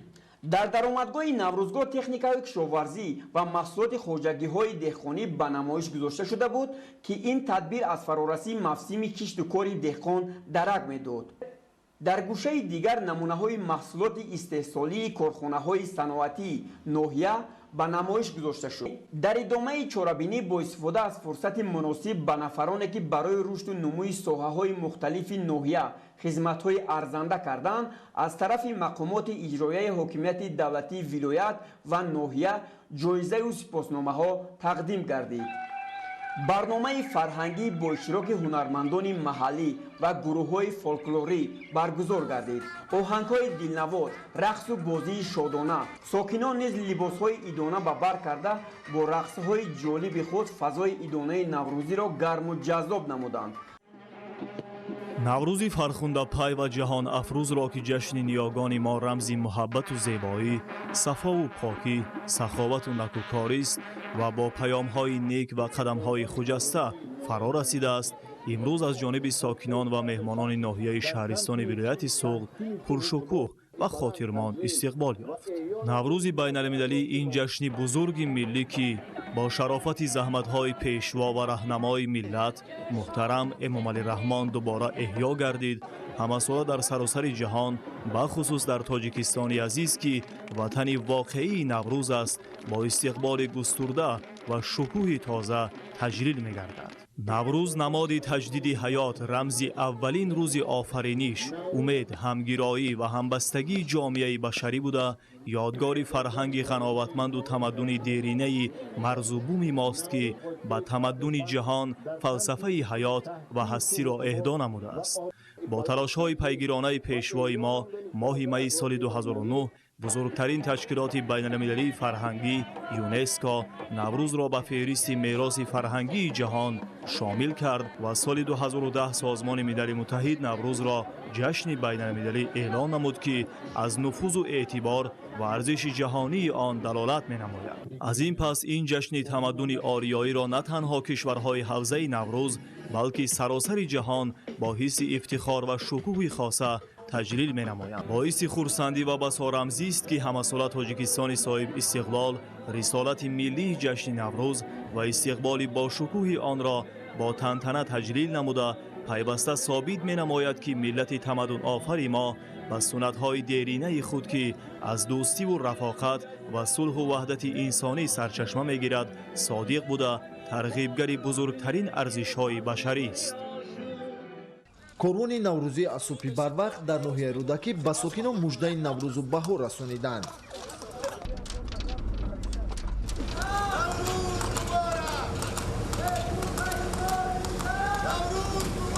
тантанаҳои наврӯзӣ дар ноҳияи рӯдакӣ бо мавриди баҳрабардории иншооти муҳим барои сокинон оғоз гардид. ҷиҳати сазовор таҷлил намудан аз наврӯзи байналмилалӣ дар ноҳия 4 иншооти таъиноти гуногун ба истифода дода шуд. аз ҷумла як бунгоҳи тиббӣ дар ҷамоати деҳоти чорякорон бо иштироки намояндагони ҳукумат ва роҳбарияти мақомоти иҷроияи ҳокимияти давлатии ноҳияи рӯдакӣ мавриди баҳрабардорӣ қарор дода шуд. тибқи нақша бинои бунгоҳи тиббӣ аз 4 ҳуҷра аз ҷумла эмгузаронӣ, доругузаронӣ ва модару кӯдак иборат буда бо лавозимоти зарурӣ таъмин карда шудааст. ҳамчунин ҷиҳати саривақт хизматрасонии тиббӣ расонидан ба сокинон 14 нафар табиб ва ҳамшира ба кор ҷалб гардидааст. зимни ифтитоҳи иншоот таъкид карда шуд, ки иқдоми мазкур барои сазовор таҷлил намудани ҷашни 35-солагии истиқлолияти давлатии ҷумҳурии Тоҷикистон бунёд карда шудааст. иқдоми мазкур бо мақсади ҷиҳати беҳтару хубтар намудани сатҳи зиндагии сокинони ноҳия роҳандозӣ гардидааст. тантанаҳои наврӯзии имсолаи сокинони ноҳияи рӯдакӣ дар боғи фарҳангу фароғатии ноҳия баргузор гардид. ба доираи зиёди сокинону меҳмонон ба ҳам омаданд. наврӯз ва суннату оинҳои он як бахши муҳимтарини зиндагии мардуми мо аз давраҳои қадим то имрӯз мебошад. аз ин рӯ пос доштани наврӯз ҳамчун суннати аҷдодӣ барои ҳар яки мо рисолати муҳими миллӣ мебошад. ҳамаи суннату оинҳои наврӯз дар намоиши наврӯзии 14 ҷамоату деҳоти ноҳияи рӯдакӣ аён буданд. намоишгоҳи наврӯзӣ ки аз ҷониби сокинони касбу кори гуногун ташкил гардида буд хони 7 шин ба ин намоишгоҳ ҷилои бештар бахшида аз хайру баракат ва фаровониву хушбахтӣ башорат медод. дастовардҳои сокинони касбу кори гуногун, хонандагони муассисаҳои таълимӣ, варзишгарону кишоварзон ба намоиш гузошта шуда буд, иштирокдорон аз он дида намуданд. қабл аз оғози қисмати фарҳангӣ намояндагони ҳукумати ҷумҳурии Тоҷикистон ва роҳбарияти ноҳия иштирокчиёнро ба ҷашни Наврӯзи байналмилалӣ табрик намуда, таъкид доштанд ки Наврӯзи байналмилалӣ бо риояи анъанаву суннатҳои неку зиндагисозаш беш аз ҳар вақти дигар машҳуру маҳбуби ҷаҳониён гардида, доираи ҷашнгирияш фаротар аз ҳавзаи кишварҳои он сурат мегирад ва дар ҷумҳурии Тоҷикистон ҳамасола бо шукӯҳу азамат таҷлил мегардад. бо мақоми байналмилалӣ гирифтани Наврӯзи оламафрӯз ки яке аз ташаббускорони асосии он ҷумҳурии Тоҷикистон маҳсуб меёбад, шукӯҳу шаҳомати он беш аз ҳар вақти дигар афзуд ва маҳбубияташ дар қаламрави кишварҳои ҳавзаи Наврӯз ва фаротар аз он бештар гардид. ҷумҳурии Тоҷикистони соҳибистиқлол барои мақоми ҷаҳонӣ гирифтани ин ҷашн яке аз кишварҳои ташаббускор буд ва дар ҳифзу нигоҳдошти ормонҳои умумии инсонӣ ва умуми фарҳангии ин оини хусравонӣ саҳм гузошт. маврид ба таъкид аст ки Наврӯзи байналмилалӣ ҷашни фарҳангиест ки аз суннату оинҳои инсондӯстона ва ваҳдатсозу сулҳпарварона иборат буда маҳз бо ҳамин мушаххасоташ ба ҷашни оммавӣ табдил ёфтааст. анъанаҳои неки ин ҷашни фархундаи миллӣ ба хурду бузург шодию нишод ва хуррамию саодат оварда онҳоро ба инсондӯстию накӯкорӣ ва муттаҳидӣ талқин месозад. маҳз таҷлил аз Наврӯзи байналмилалӣ дар ноҳияи рӯдакӣ нишона аз ҷашни мардумӣ будани он шаҳодат медод ки сокинон бо эҳсоси баланди ватандӯстӣ ва ифтихори миллӣ суннату анъанаҳои онро ба ҷо меоранд. маҳз ҳамин ҷиҳатҳои хос аст ки хурду бузург омадани Наврӯзро бесаброна интизорӣ мекашанд, барои бо шукӯҳ таҷлил намудани он омодагӣ мегиранд ва ин ҷашни фарҳангию оини мардумиро дар сатҳи баланд истиқбол карда хушҳоливу хушнудӣ менамоянд. дар кишвари мо ин ҷашни фархундаи ниёгон бо шукӯҳу шаҳомати хос таҷлил гардида мардум дар тантанаҳои он дастаҷамона ширкат менамоянд. зеро барои мо Наврӯз на суннати хонаводагӣ, балки ҷашни воқеан мардумист. ин ҷашни бостониро сокинони ноҳияи рӯдакӣ низ Наврӯзи байналмилалиро бо як шукӯҳу шаҳомати хоса бо шукргузорӣ аз давлати тинҷу ором дар фазои осуда бо наздикону пайвандон таҷлил намуданд. яке аз рамзҳои неку фараҳбахши Наврӯзи ҷаҳонӣ аз рӯзгори кӯҳан то ба имрӯз барпо намудани базмҳои шеру суруд ва саҳнаҳои ҷолибу диданӣ аз таърихи Наврӯз мебошад, ки боиси шӯҳрат пайдо кардани ин ҷашн дар саросари олам гардидааст. арҷу эҳтиром гузоштан ба арзишҳо ва муқаддасоти миллӣ, дӯст доштани ватан, эҳтироми ҳамдигарӣ ва муҳаббати самимӣ миёни инсонҳо дар барномаи мукаммали ҳунарӣ ки аз ҷониби шуъбаи фарҳанги мақомоти иҷроияи ҳокимияти давлатии ноҳияи рӯдакӣ ташкил гардида буд, таҷассум ёфт. саҳнаҳои ҷолиб, суруду таронаҳои дилнишин ва рақсу бозии ҷавонону наврасон базмгоҳро пуршукӯҳ намуд ва боиси болидарон гардид. Наврӯзи байналмилалиро сокинони ноҳияи рӯдакӣ самимона ва бо омодагии ҳамаҷониба истиқбол гирифта оинҳои марбут ба ин ҷашни бостониро пояндаву побарҷо нигоҳ медоранд. дар ноҳияи шаҳри нав ҷашни Наврӯзи байналмилалӣ бо иштироки намояндаи ҳукумати ҷумҳурии Тоҷикистон, масъулону сокинони ноҳия ва меҳмонон аз ҷумҳурии Ӯзбекистон таҷлил гардид. гуфта шуд ки ҷашни Наврӯз ба шарофати истиқлоли давлатӣ ва сиёсати фарҳангпарваронаи президенти ҷумҳурии Тоҷикистон, пешвои миллат муҳтарам Эмомалӣ Раҳмон бо тамоми хусусиятҳои таърихиву фарҳангиаш эҳьё гардида ба ҷашни маҳбубу дӯстдоштаи ҳамагон ва рамзи худшиносиву ифтихори миллӣ, ваҳдату ҳамдилии мардум ва пайванди наслҳо табдил ёфтааст. таъкид шуд ки Наврӯз ҷашни ваҳдату ҳамбастагӣ ва худогоҳии миллӣ мебошад. бо талошҳои пешвои миллат Наврӯз мақоми байналмилалӣ гирифта соли 2010 аз ҷониби Созмони Милали Муттаҳид чун ҷашни ҷаҳонӣ эътироф шуд. имрӯз Наврӯз дар Тоҷикистон бо шукӯҳ шаҳомати хос таҷлил гардида ба унсури муҳими худшиносӣ, ваҳдат ва ва фарҳанги миллӣ табдил ёфтааст. Дар даврони истиқлоли давлатӣ анъанаҳои аслии Наврӯз эҳё шуда, ба насли нав чун рамзи тамаддун ва ҳуввияти миллӣ муаррифӣ гардиданд. таъкид гардид ки Наврӯз гувоҳи қади аз асолати миллии тоҷикон буда, оғози корҳои нав ва тасмимҳои тозаандешиву тозакориҳост. гуфта шуд ки ҷашни Наврӯз аз эҳёи табиат, ғалабаи гармӣ бар сардӣ, баробаршавии шабу рӯз, оғози кори деҳқон ва ҳазорҳо амали неки дигар дарак дода, ҳамагонро ба покию меҳнатқаринӣ ки баракати рӯзгор аст даъват менамояд. Наврӯз ҷашни таърихӣ мебошад. Он нақши муҳимро дар таҳкими сулҳу субот мегузорад. анъана ва расму оинҳои он дар худ фарҳанг ва анъанаҳои волои башариро инъикос менамояд. ساکنان زحمتکارین ناحیه زیبامنظر تاجیک‌آباد با شکرگزاری از فضای آسایش‌ده و آبادانی‌های روزافزون دیار در احاطه کوهساران سربسفید نوروز عالم افروز را استقبال نمودند. در این نمایشگاه بانوان و مادران، جوان دختران هر کدام هنرهای دستی کدبانوگیشان را آماده کرده در روی دسترخوان نوروزگاه با هفت‌شین و هفت‌سین آراسته کرده زیر دسترخوان ترانه‌خوانی می‌کردند. هنرمندان و طراحان لباس‌های ملی این منطقه از انعنه‌های گذشتگان خویش با دید معاصر، زردوزی و گلدوزی‌ها، کرته و تاقی زنانه و مردانه و چیلگری‌هایشان روی دست آورده بود که از دید آنها بیننده را در حیرت می‌گذاشت. در گوشه دیگری که معلوم است جوانان نورسان از کهن‌ترین انعنه‌های گذشتگان در میدان بازی‌های ورزشی می‌کردند و شادی می‌نمودند. دهقانان بهر اجرای نقشه‌های کشت زراعت‌های کشاورزی آمادگی گرفته به زمین پرسخاوت دانه‌های امید می‌پاشیدند. هر یک ما را ضرور است که جهت تأمین صلح و آرامی، ثبات سیاسی، وحدت ملی، رشد دولت صاحب استقلالمان تلاش ورزیده بهر خرم و سرسبز گردانیدن مکان خویش معرکه‌های کبودی‌زارکنی و نهالشنانی را آغاز نماییم. از هر خانه و کاشانه تا دهات دوردست‌ترین کارهای آبادانی را وسعت بخشیم و یک روحیه بلند وطن دوستی و خویشتن‌شناسی جوان پسران با دل گرم و اراده قوی برای خدمت وطن مادر آماده گردیده در میدان مرکزی که بزمگاه نوروز است در نزد حاضرین و ساکنان دور زده حول نمودند که تا به دوره آغاز خدمت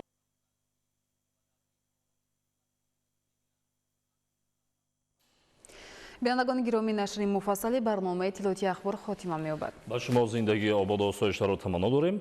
سلامت باشید.